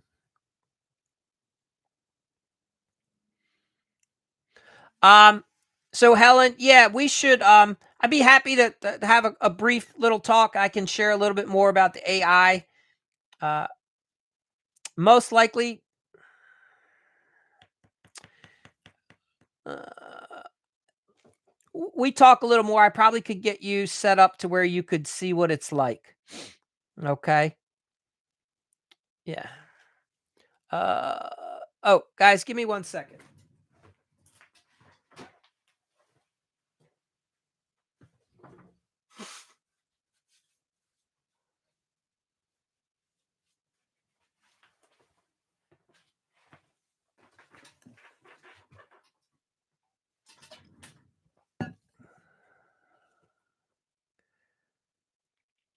Yeah, Helen. The easiest way to do that, if you follow my account, you can send me a DM and we can chat. That's fine. All right. No pressure. No worries. But and I you could probably talk. I might be able to get you set up. I could have you talk with some of my developers as well, if that down the road. There's some interesting things you'd see happening that would give you some insight. I think you'd wake up pretty excited when you see what's capable. Uh, I'll share this with you. The last 6 months, I've gotten the least amount of sleep in the last 3 years because I'm like, I can't learn enough fast enough about how the industry is changing and what technology is doing right now. It's hard to keep up, right? It's happening so fast. We've never experienced anything like this. Um, I got to When I got out of college, my first job I landed was I went to school for business. I wanted to learn how to run a business. I didn't know what business, but I wanted to be involved in business. So I went to school for business. I had this amazing teacher. His name was Brooks Honeycutt. He was my marketing teacher. And he stood up one day and he said, "The hardest thing in business is sales. Companies will either thrive or die based off of how well they can sell." He said, "If you want to learn how to have a successful business and hedge your bets, you go learn how to do sales." So I took that to heart. And when I graduated from college, the first job I looked for, I looked up the top 3 sales companies in the country. At the time, it was Microsoft, it was Xerox, and it was Reuben H. It was Dun and Bradstreet. It was a publishing company. And because of that, at the time, I didn't want to move to California. And I thought I wasn't excited about a Xerox machine. So I applied for Dun and Bradstreet. They were based out of Horsham, Philadelphia. I got accepted and I went, got trained. I had to learn a 16-page sales script. And if I didn't know it within the first like 7 days of training, you lost the intern, the availability to even work there. Anyway, when I was there, they showed us how they already knew that the Yellow Pages was going out of business, and they taught us about the internet. So, and they showed us how to help home customers get websites and get set up online and develop a robust marketing plan. So here I come to work for this company and I think I'm going to be selling Yellow Pages, and they're telling me the Yellow Pages aren't even going to be around in 5 years. Like you are going to learn to sell the newest thing. And that experience was transformational because I you got to start to recognize that the future is coming, right? And how do you so anyway, we're in that time right now. AI is changing everything. So hopefully people are doing what they can to stay with it, right? Yeah, Dun and Bradstreet's still a huge company. Correct. I mean, they're a juggernaut, right? Largest at one. I don't know if they are today. I'd have to look it up. At one time, they were the largest publishing company in the world, and they were making the Yellow Page industry for so long was a cash cow. They were making so much money, and it was interesting to watch them talk about how it was going away, and they could see the writing on the wall.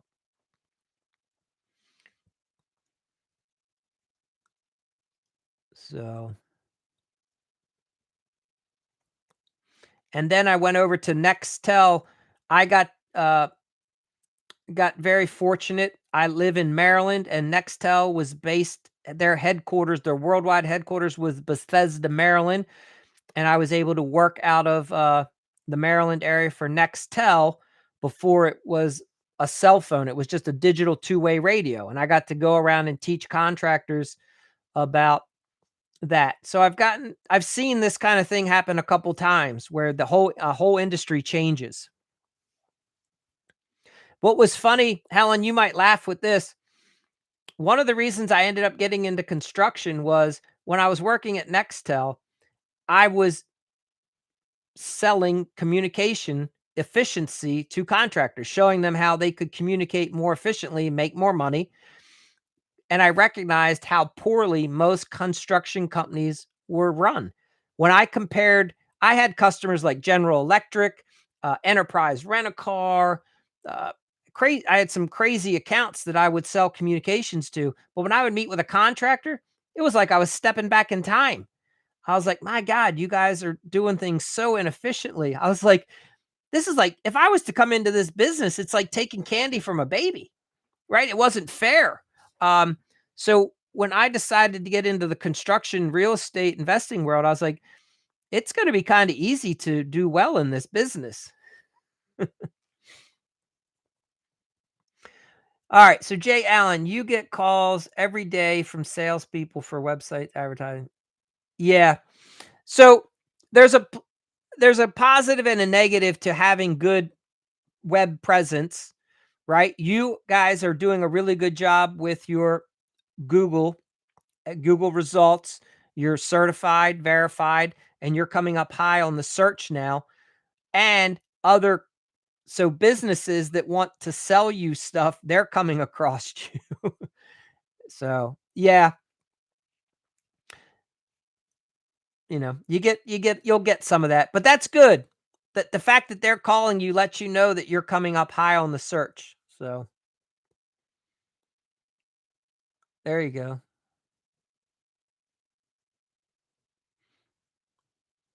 Yeah. It's I hear you go. When you it's funny when a lot like if you get a company calling you, you should always ask them to do a free analysis, see if they'll bite. You'll be surprised what kind of information you might learn about your business. Say, if they offer something, I would always encourage you to say, well, what is it that you do? How would you help my business? Send me over a proposal. What do you think I should do? And see if they bite. It's no different than the homeowner asking you for a free estimate and you go out and share all the solutions for free. I would ask the companies that are calling you the same thing. Mm, but you never know. You might end up wanting to hire one of them if they have a good, I've gotten I get some people that reach out to me about helping me with some of my SEO. Some I've taken up on the offer, some I haven't. It just depends. You never know. Sometimes somebody knows something specific that can really make a difference for your business. But it is hard at the beginning to ascertain who to trust, who not to trust, because they all have good sales presentations.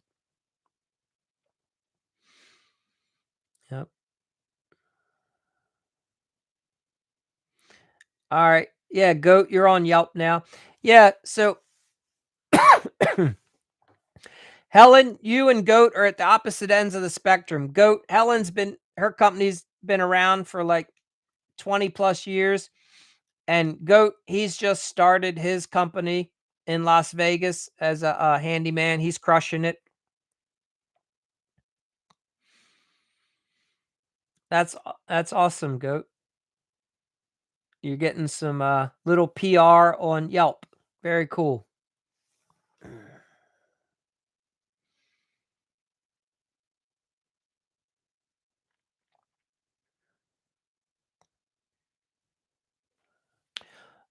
All right. All right. Well, you guys have been awesome tonight.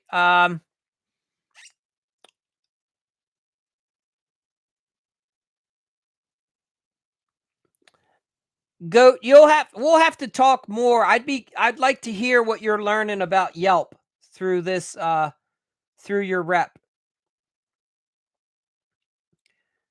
the person that you're working for. You're doing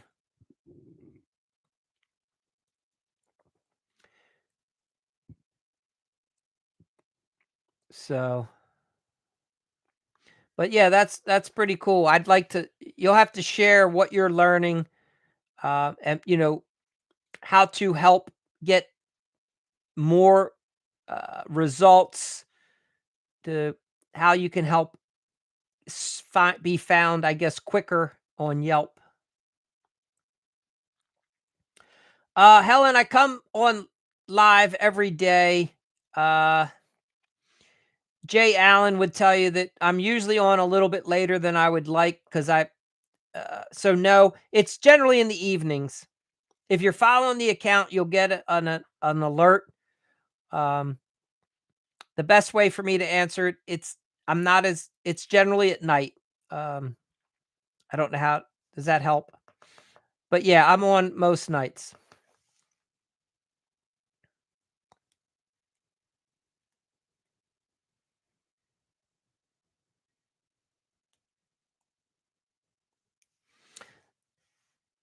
Comedy Central, this is for remodelers. You might have found yourself on the wrong account. So welcome. But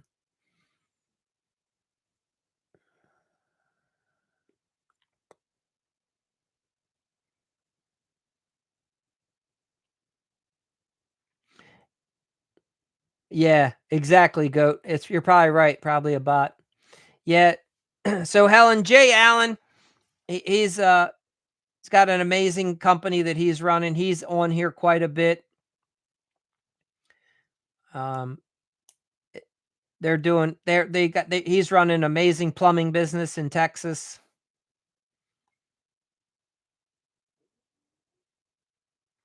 All right, so Comedy Central, look at you. You're turning it around. You're in roofing and construction.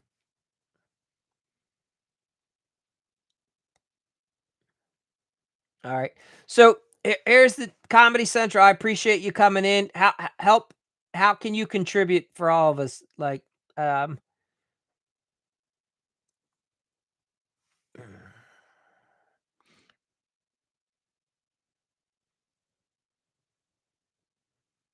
congratulations. That's nice. What's the name of your company?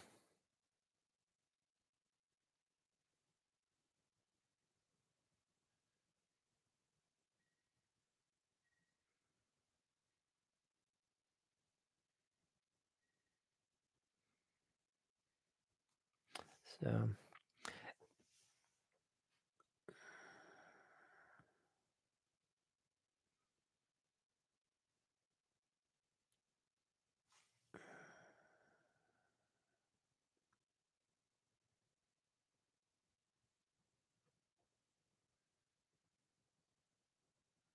all right. Well, guys, I think we're and girls, ladies, we're probably gonna wrap up here for tonight, and I'll be back tomorrow. Well, in my time, it's already tomorrow. I'll be back on later Friday evening, talk a little bit more. So right now, I'm talking a bunch about estimating bids and proposals, but Helen, the way this usually works, to give you an idea, like the first 10, 12 minutes, I'll try to talk about something specific for the remodeling industry. And then the rest of the time, it'll just, we're open, right, for discussion, question, answer, whoever feels like contributing. Squeaky wheel gets the grease, as they say. Yeah, thank you. It was nice having you find us. And yeah, I am sure, Helen, that you are a killer. So keep crushing it down there. I'll have to look up the name of your company next time I'm in. I'd like to. I'm sure you guys are again crushing it down there. All right, Jay Allen, Goat, welcome and thank you, you guys. So, so comedies, Martin Acoustics LLC. Thank you, Helen. All right.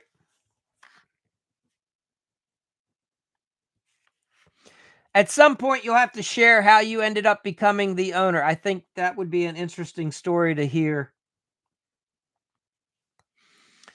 So, for sure. So, look, Comedy Central, at the moment, I don't know what your story is. If you are a contractor, the idea of this account is to help other contractors, right? So,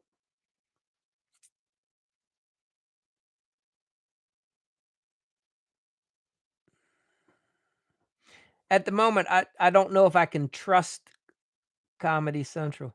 Oh, look at oh wow, you bought it from your ex-husband. Interesting. Okay. You're probably running it better. That's interesting. Very cool. All right.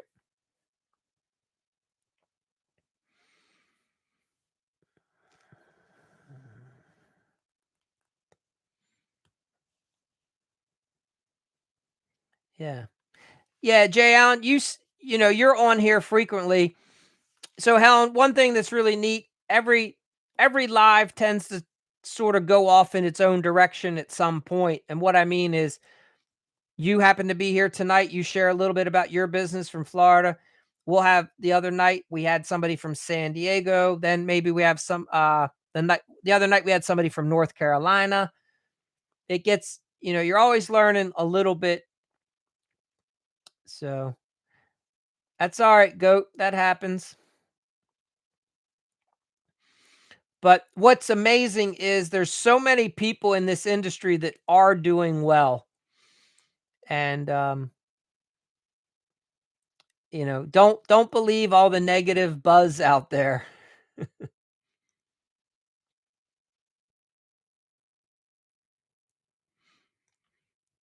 Yes. All right, Comedy Central. Yeah, 100%. Online reviews are very important. I agree. Yes, go. Yeah, you know, I mean, I'm you know, nobody wants to be taken advantage of, but yes, if you in general, right? If you're honest and your intent is good, um, and you deliver on what you say you will, I find that things work out really well for the most part. Yeah, 100%. You build up your reputation. That's the thing. And I can talk about that another night. If in the real estate and construction world, there's a lot of people that they think short term and they cheat, right? They're only looking out for themselves and they don't realize what a small world we start living in, and you start getting known in your circle that you can't trust that person. Um, so and it eventually catches up with everybody.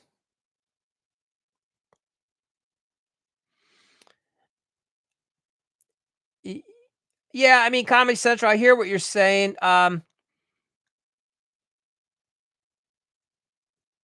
Yeah, no, I think that's correct. I think you're saying it properly. Yeah, uh, to be trustworthy, I think at the end of the day, your character comes through. When somebody can spend some time with you, they can see, hopefully they have a level of discernment that they can ascertain if your intentions are good and honest.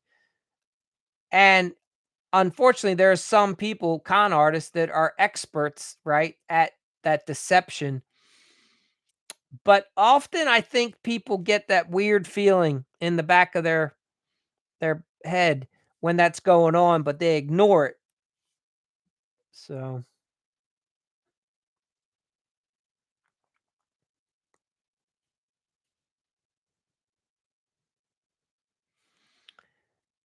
yeah.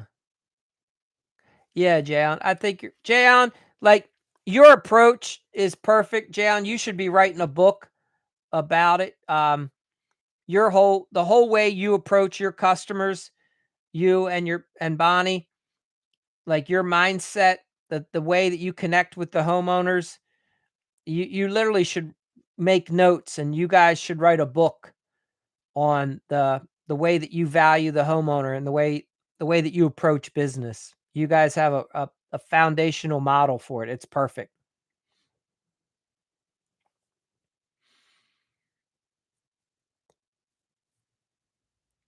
Yeah. Now, Goat, if you I know you had a tough day today. You couldn't get on the live call, but Jay Allen was just sharing some of his perspective about, how they approach the business, and it's great. Like it's a model. Other people should literally just listen to Jay Allen's approach with the homeowner and how he talks to him and what his goal is. Yeah.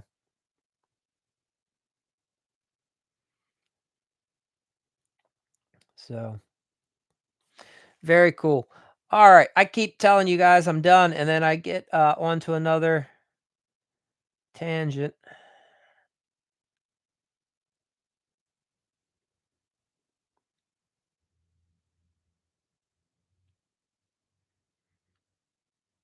So,